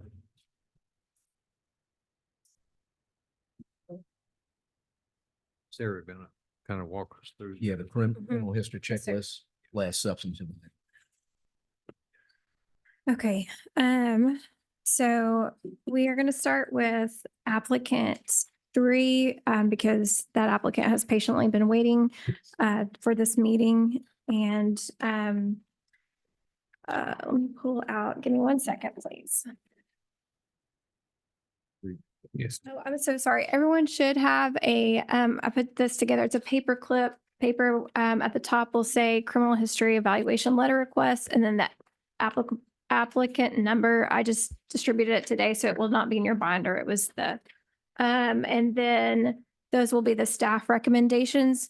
For context, these are the applicants who are seeking just the evaluation letter request. That means they have not started the provisional license application process. They've merely just wanted to know if they're eligible to either start the process here. They're either eligible.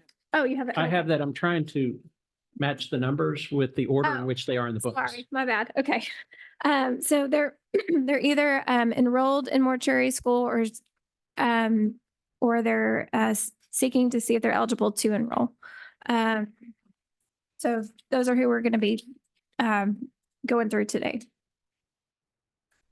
Okay. All right, and this is just a reminder, because of the sensitivity of the material, if any questions are asked, please try to refer to the applicant by the assigned number, not the name, and then we'll move forward. So You say you don't have any numbers, Mr. Chairman? here.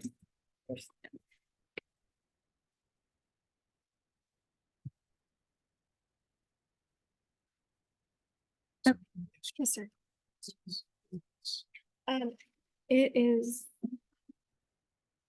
It's not that person. So that's 3, so that. No.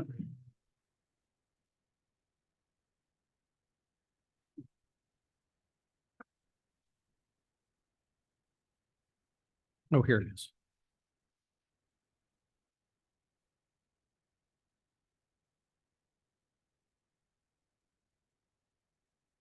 Kathy, can you come up here, please?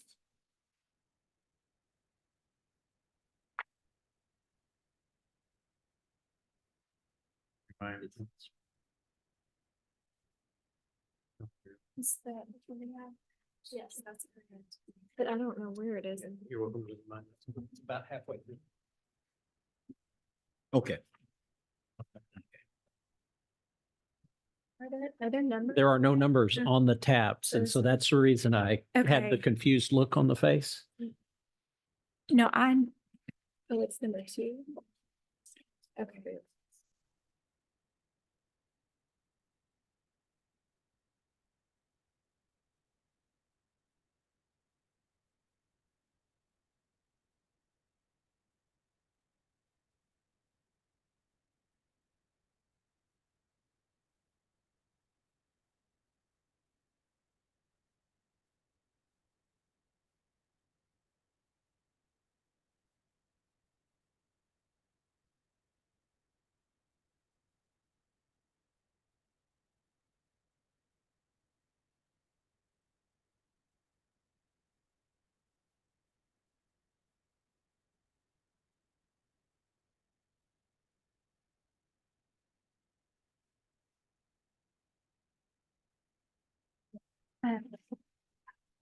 Just to keep it simple, start running my donate a little bit.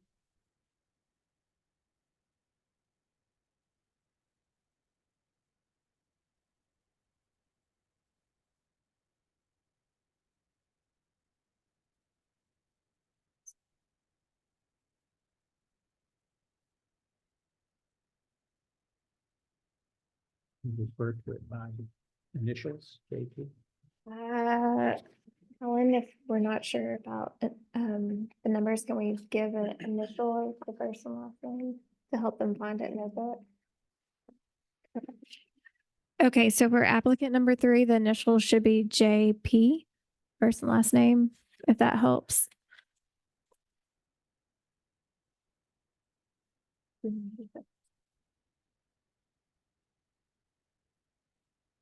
Has everyone been able to find it?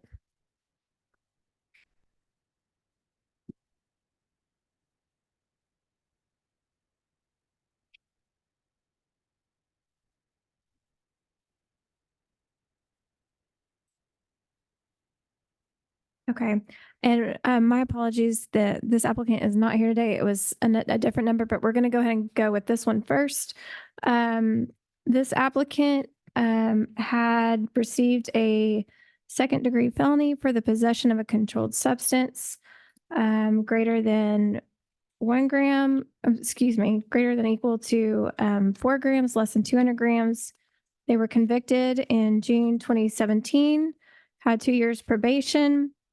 They violated one of their probation terms, so their probation was revoked on August 17th, 2021, in which they were sentenced to 5 years at TDCJ, and they are currently on parole, which will end November 19th, 2025. They've also received a Class A misdemeanor for failure to, for giving false identification. And they were convicted of that in January 26, 2020. So the evaluation, it is a little bit more lengthy. It does set forth all the factors for, that we are required to consider under Texas Occupations Code Chapter 53. Given the nature of these felonies, and misdemeanor, which under commission rule are related to the practice of funeral directing, staff use it as having dishonest conduct, which is considered unethical conduct under Chapter 651. The person was approximately 32 when they committed the criminal activity. And then again, it's only been, even though it's been 4 years since their last offense, they're still on probation. They did provide a letter explaining their interest in serving in the funeral industry, but when reading that letter, it did not appear to accept responsibility for previous convictions, nor really explain any rehabilitative efforts taken. And then looks like this applicant did have 2 letters of recommendation as for for those who were character witnesses, but the letters didn't really clearly state how they knew the applicant specifically, and there were no professional letters of recommendation. So based on the information provided to the commission at this time, and then also given the fact that the serious nature of the applicant's criminal offense and that they're currently still serving on probation, at this time, staff would recommend denying their eligibility for pursuing a license. I move that we accept staff's recommendation to deny the application. Second on the motion. I second that. Second, Commissioner. Any further discussion? Hearing none, all in favor, say aye. Aye. Any opposed? Motion passes. Next item.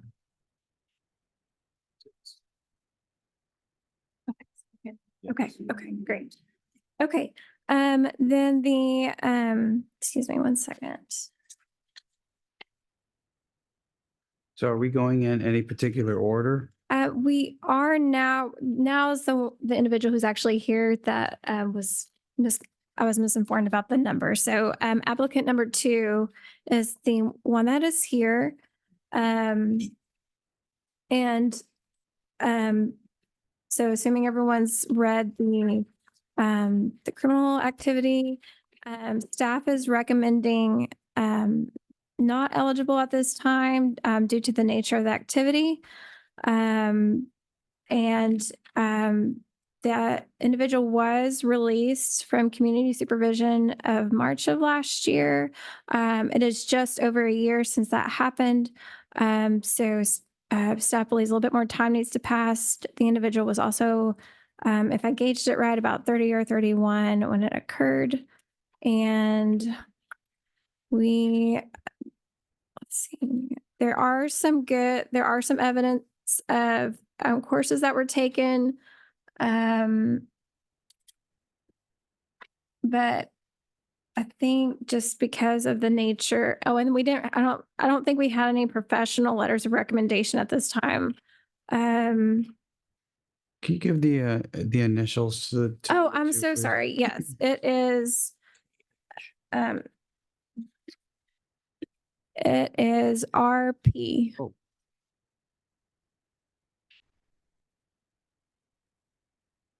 RP. And then the applicant is here if y'all would like the applicant to come up and answer any questions.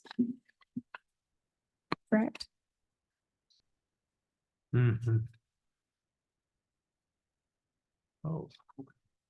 RP. In my book, that was the one right after 3. Okay. Okay. Still trying to find it here. Yeah. Didn't see it. I got it. Okay. I got it. I think if the person's here, they give them a chance to come up and talk. Is the chair need to make that motion?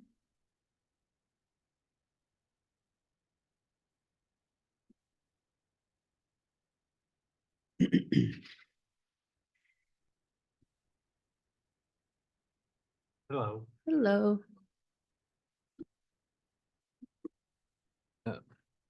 You have a question for? I'm still trying to get to the paperwork, yeah. Mine, it was the last one in the book. Oh, it's the last. Me too. The last one in the book, right before the.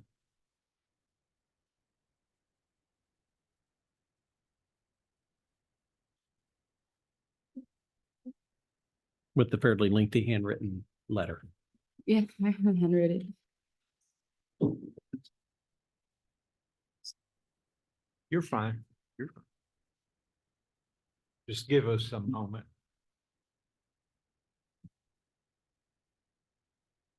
Well, ma'am, you can go ahead and just kind of share what your intentions are and just, you can start with that, who you are and what are your intentions?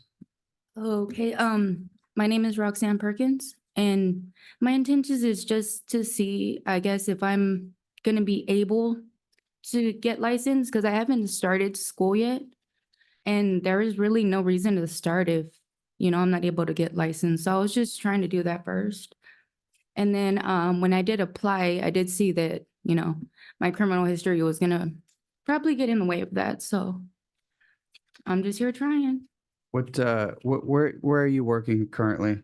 I'm actually a stay-at-home mom. Okay. And how did you come about?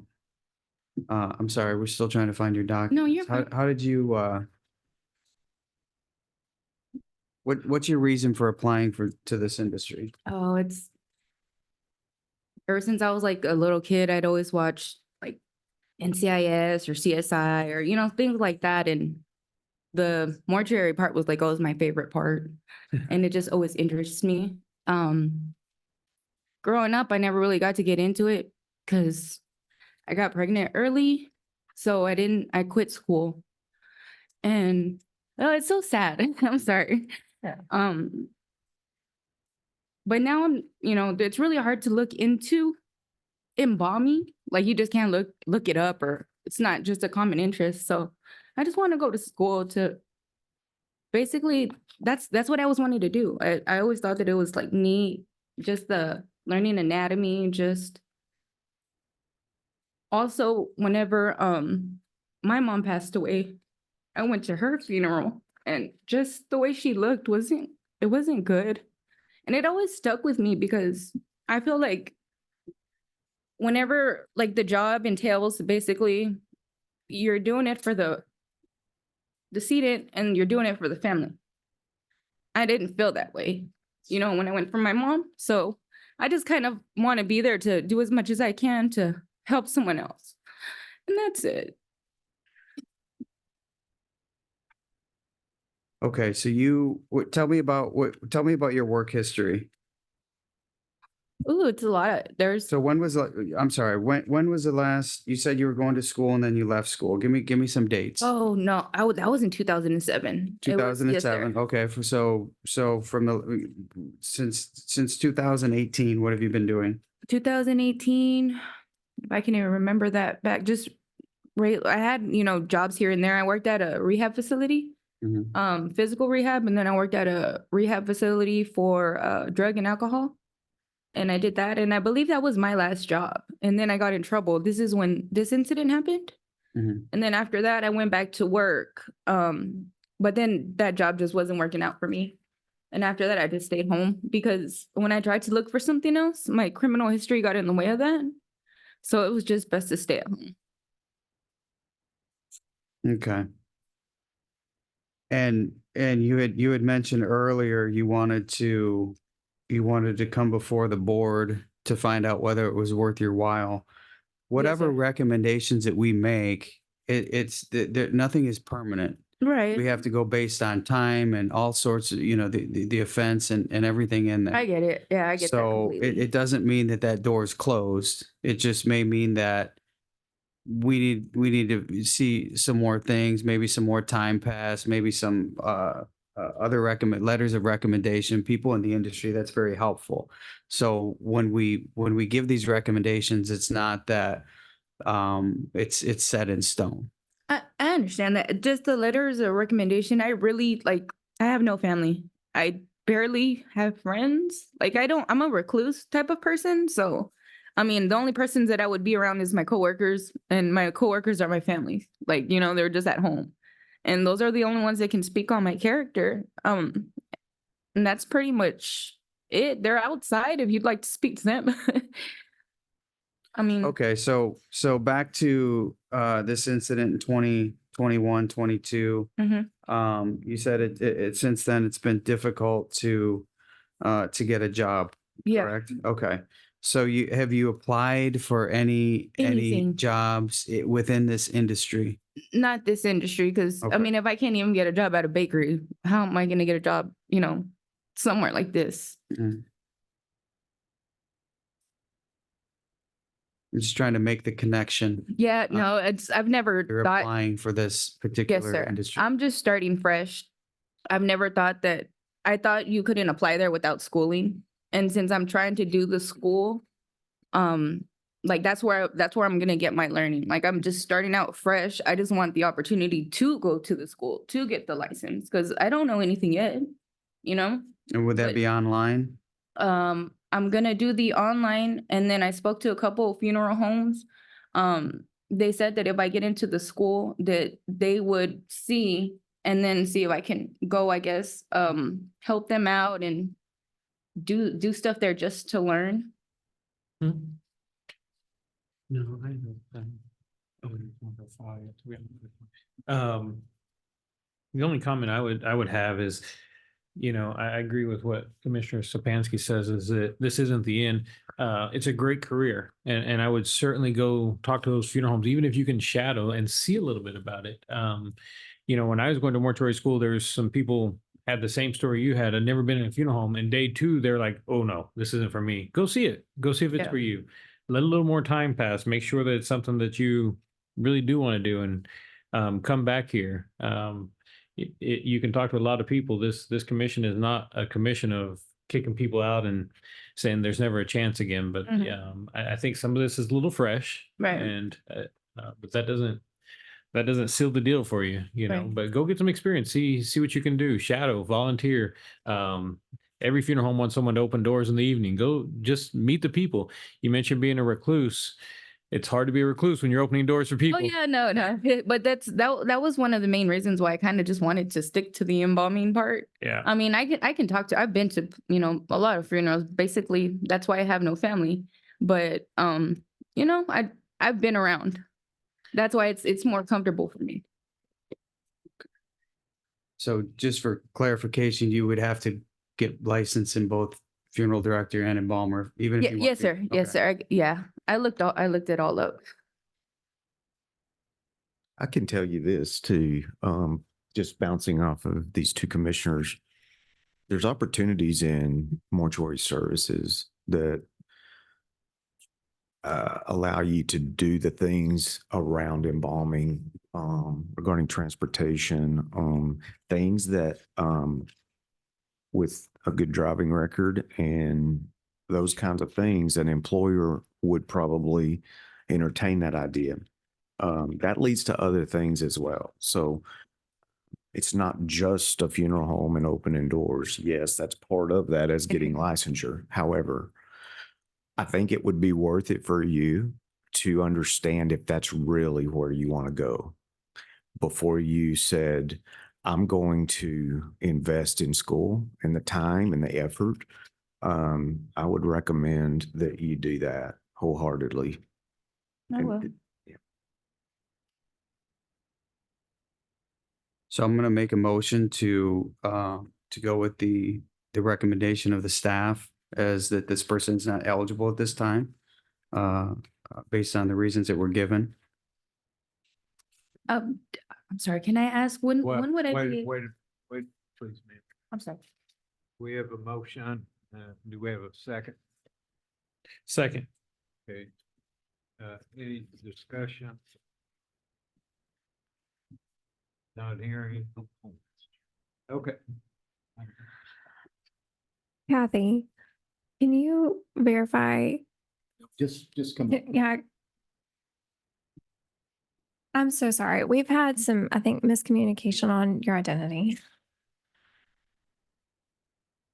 Can you, Yeah, what's your book? In your list. She introduced herself. and is it number 2? Do you mind sharing your name at one more time? Roxanne Perkins? Okay, never mind. Okay, it's correct. Sorry, I was misreading your check.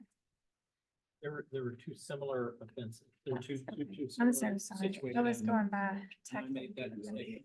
Okay, I'm so sorry. Okay, Yeah, we're on. my apologies. I had a. Oh, just want to check. Okay. Thank you for that. Another reason I always remember. Okay, we do have a motion. Oh, here's 3. And second, and am I seeing any further discussion? All in favor, say aye. Aye. Any opposed? And the motion passed. I'll entertain a question from you. Yes, sir. I was, quickly. if I do, go and try to do like help out and actually learn, when would be a best time to try to reapply? I couldn't answer that.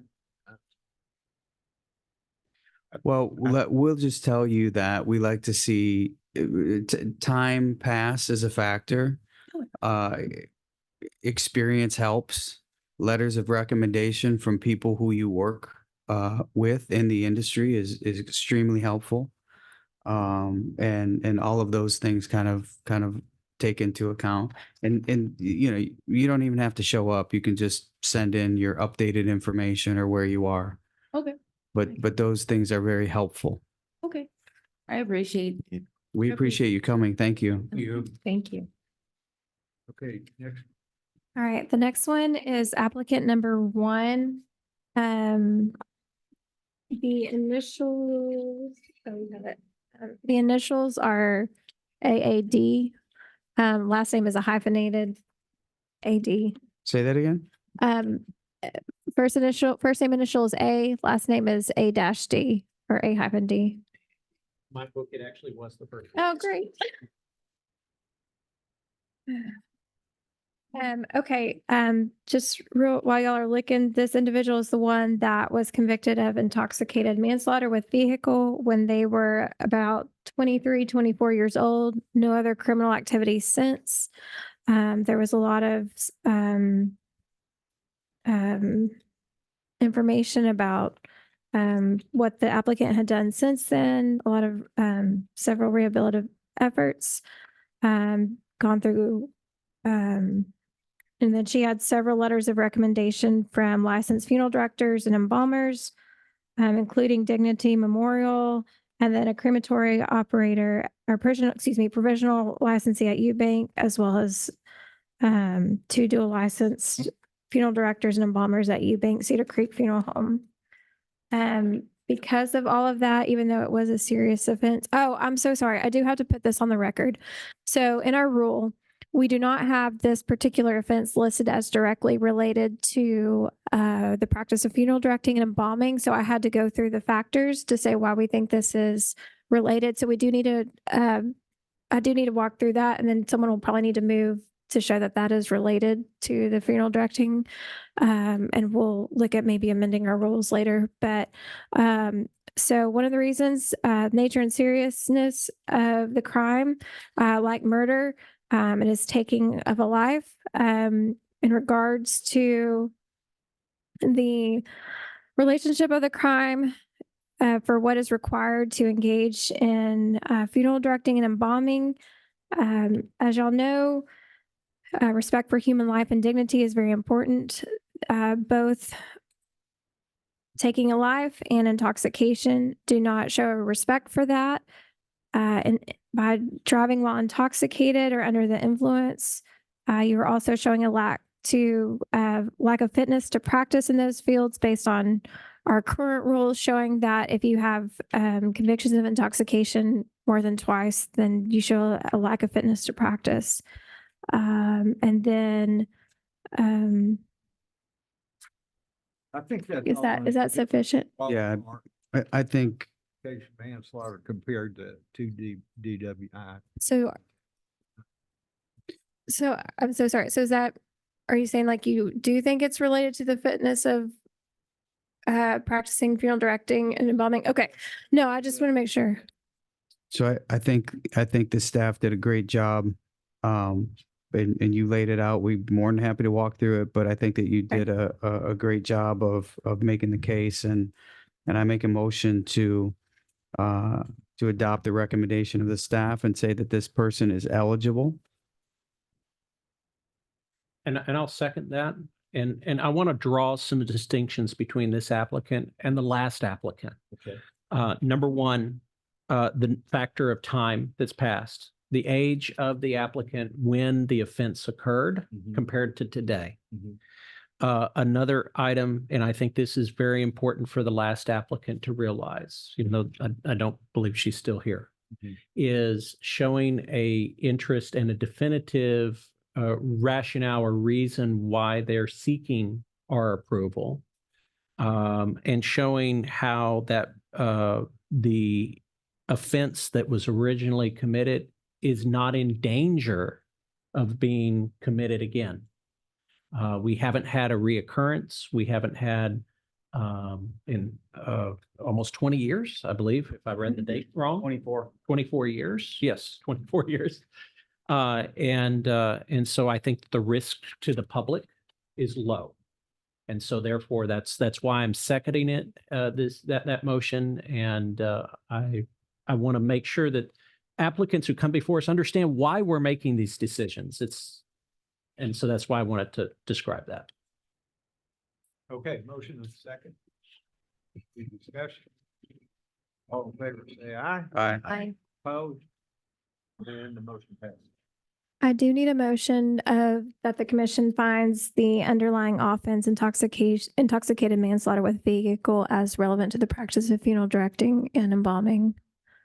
Because if not, then we're not supposed to. Rule also says that it can be discussed at the commission meeting or brought to the commissioners.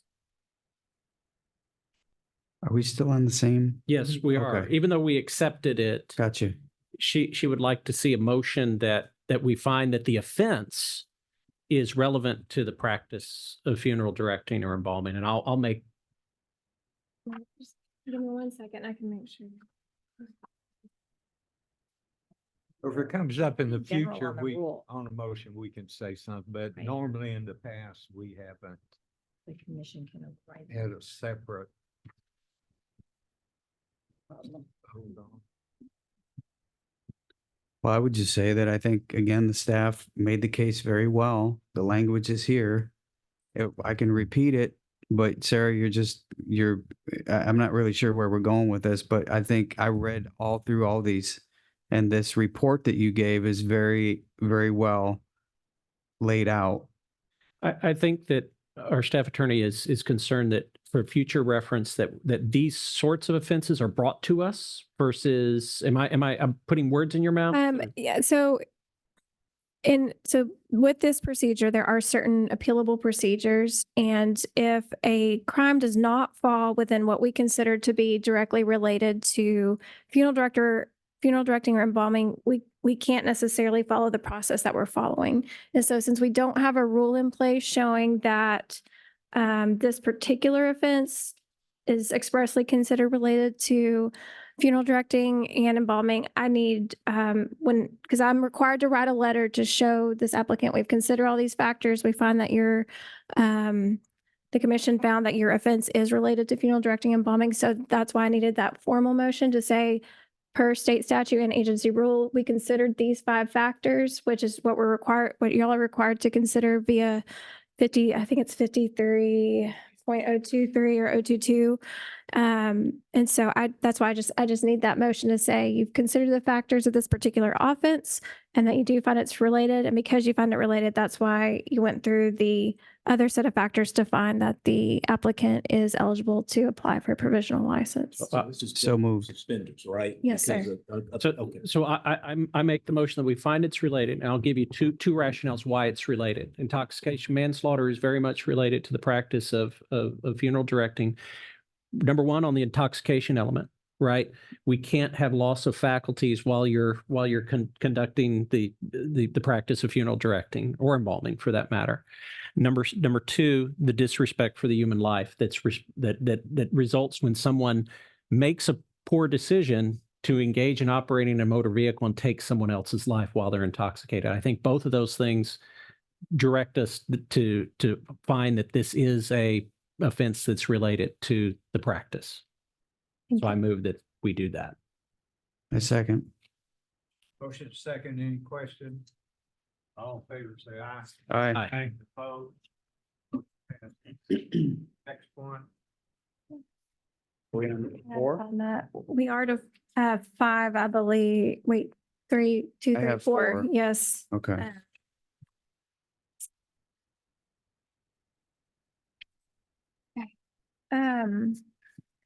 All right, applicant 4, oh, that's right. Thank you. So we're on applicant number 4, correct? Yes, sir. Abbreviations are S, B as in boy. Okay.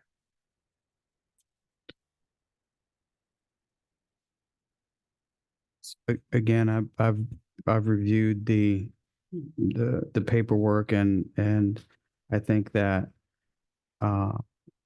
your recommendations are very well thought out and put together with the timeline, the offense, all of that here. So I make a motion to go with the recommendation of the staff and say that this person is eligible. Okay, a motion, Commissioner Sapansky, second.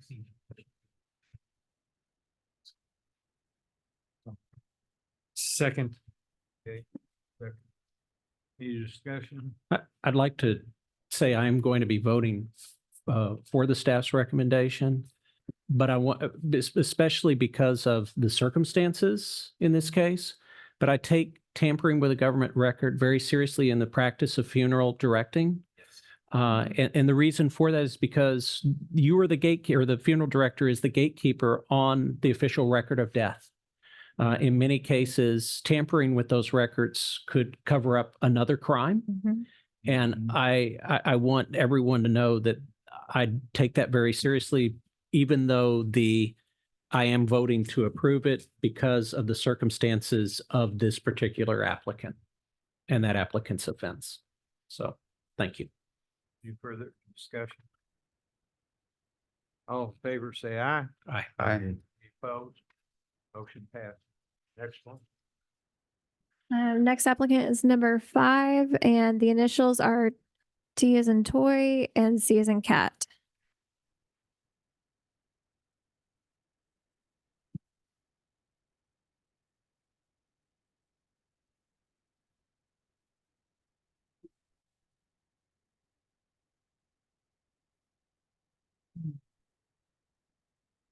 Okay, so again, I think the staff did a very good job laying out the case. I'm gonna make a motion to go with the recommendation of staff to say that applicant number 5 is not eligible. Looks like they're, I think, still on probation, I believe. So it's just the timeline and the lack of accountability and I think even the letters of recommendation. So I'm again make a motion that we go with the recommendation of the staff and say that this person is not eligible. Okay, second. I will second that wholeheartedly. Any discussion? All in favor, say aye. Aye. Opposed? Motion passed. Next one. Next one is applicant number 6. The initials are RH. And did we make clear that the last applicant was not eligible? I know we said we accept staff's recommendation. Right. And it says not eligible. Okay. Yes, sir. Not eligible. Okay. We're on number 6. Yes, sir. Yes, sir. And that's the one. There's a Class A misdemeanor from 2004 for possession of dangerous drug. September 2003 of a Class B misdemeanor for theft of property. 2011 Class B misdemeanor for simple criminal damage to property. Can you help me out? What are the initials? Oh, on this sure. RH. one? Oh, okay. And then a couple more. I just wanted to give everyone time to find the right one. Okay, I was confused because the assault causes bodily injury was the only one that was mentioned in the application, not the other multitude of offenses. I think there's a separate evaluation form for each one as you go further down. I see. Mhm. Okay. So we're talking about applicant number 6, correct? Yes, sir. Okay, I'm gonna make a motion that we follow the staff's recommendation that this person is not eligible, just based on the multiple offenses and the timeline. It was 10, 20 years between the offenses and really just the fact that it was such little time since the last offense. So I think you guys again did a good job laying out the reasons. So I make a motion that we take the staff recommendation that this applicant is not eligible. Motion made, second. Second. Second. Any discussion? All in favor, say aye. Aye. Opposed? Motion passed. Next one. Okay, the last one is applicant number 7. The abbreviation is KH-H. And just in case I haven't noticed, sorry, some of these did go, I printed two-sided, so some of them did continue to the back. If you hadn't noticed that, okay. And this one has where most of the offenses happened in 2010, last one in 2012, just trying to give everyone time to find the information. And then their parole ended on May 2014 and have not had any criminal activity since. And so because of that, and then the other activity they showed since their like their work experience, and then the letters of recommendation provided, based on all that, we were recommending that they be eligible to apply for provisional. So I'm going to make a motion based on the staff recommendation that the applicant number 7 is eligible. Again, based on the time lapse since the crime, education that they've gone on, and you can see that they've rehabilitated their lives. They've got professional character references as well. So I make a motion that this applicant number 7 is eligible. Second. We have a motion. Second. Mr. Brown. I think that this one, I don't feel as compelled to go with the recommendation just due to the offenses. Although there is time, I think also remembering to the best as you can, if you've already, gone through what you've gone through, I would just expect to have a little more explanation and some of these offenses, I just don't feel like are up the alley of a funeral director. We work with police officers. Oh, yeah. And also, this is just based on the information that's before us, so they're not limited of when they can apply. If we deny them today, they can come back tomorrow with more information, and then it can come before you at the next meeting. So, Right. Okay. Yeah. Yeah, and I likewise am going to be voting no on the staff recommendation to not accept the staff recommendation. The number of offenses, even though they're about 10 years have passed since the last offense, really bother me, and the severity of the crimes, especially those related to lack of respect for human life, really begin to worry me, especially in a public facing position like a funeral director position. And I'm going to join Commissioner Tips in voting no.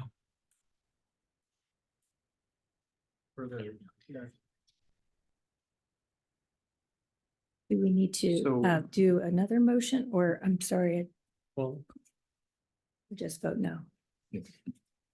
let's see how the vote goes. Yeah, we see how the vote goes.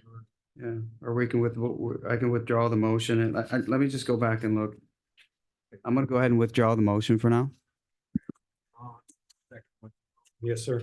Okay, so now we're back to somebody making a motion. One where. I actually have a question. Do you have to have a crematory license to operate a pet crematory in Texas? Not with us. Okay. I don't know where else they meet. I was just that came up with one of the recommendation letters. I was. Okay. All right, Okay. so we I got need you. a new motion. If we're gonna have. I'd like to make a motion that applicant number 7 be not eligible with the funeral commission. Motion to. And I'll deny? second. Motion to reject the staff's recommendation and deny the eligibility of applicant 7, and I'll second it. All right, second, any further discussion? All in favor, say aye. Aye. Aye. Opposed, and the motion passed. And that takes care of the legal report. Next item, we have, any recommendations for future? Did I miss something? But that's everything. Okay, 12, recommendations for agenda. Yeah. Yeah, any for that? Well, Mr. Chairman, I think, we pretty much got a homework assignment on state exam. Okay, and being able to come back, with something, some meat, some substance, something substantive on how the commission would move on this. So I think that should be at least one. And some. Did we talk about kicking that off with the full commissioner? Yes. Well, I think also that was where Miss Kelly was saying to be careful on collaboration to make sure we weren't, because we're on two different sides. So I would say maybe if we, I would kind of want her opinion before we officially appoint anyone. Check back. Back with her. Okay. But I think Right. be coming back with something. Absolutely. You're right. And we'll work with you. Okay, anything else? No. Date, time, and future of the next meeting. I assume we're talking in June sometime. We'll work on that. Can we make it late May? Or is that gonna be too soon? No, we'll look. We'll set up, we'll get a little vote out to you. Okay. Meeting vote. And last thing I have on my agenda is I just wanted to recognize Christine Brister over there. She has her head down. And just thank her for coming out of Come on, yes. come on. coming out of retirement as a grandparent and helping us. Well, it's not quite 2 years, be 2 years in July or something. And I understand you're going back to full-time grandparenting. A brand new one. All right, all right. Just one. So number 3, but we just wanted to thank you. Yes. Yes. I really appreciate the opportunity to work with you all. I know we came in and it was a really different situation. But we did the best we could. And, Yes. you know, we help. One thing I really appreciate about TFFC is the support that we get from the commission. We couldn't have done it without y'all support and then bringing on Mr. White. Everything was just kind of able to take off.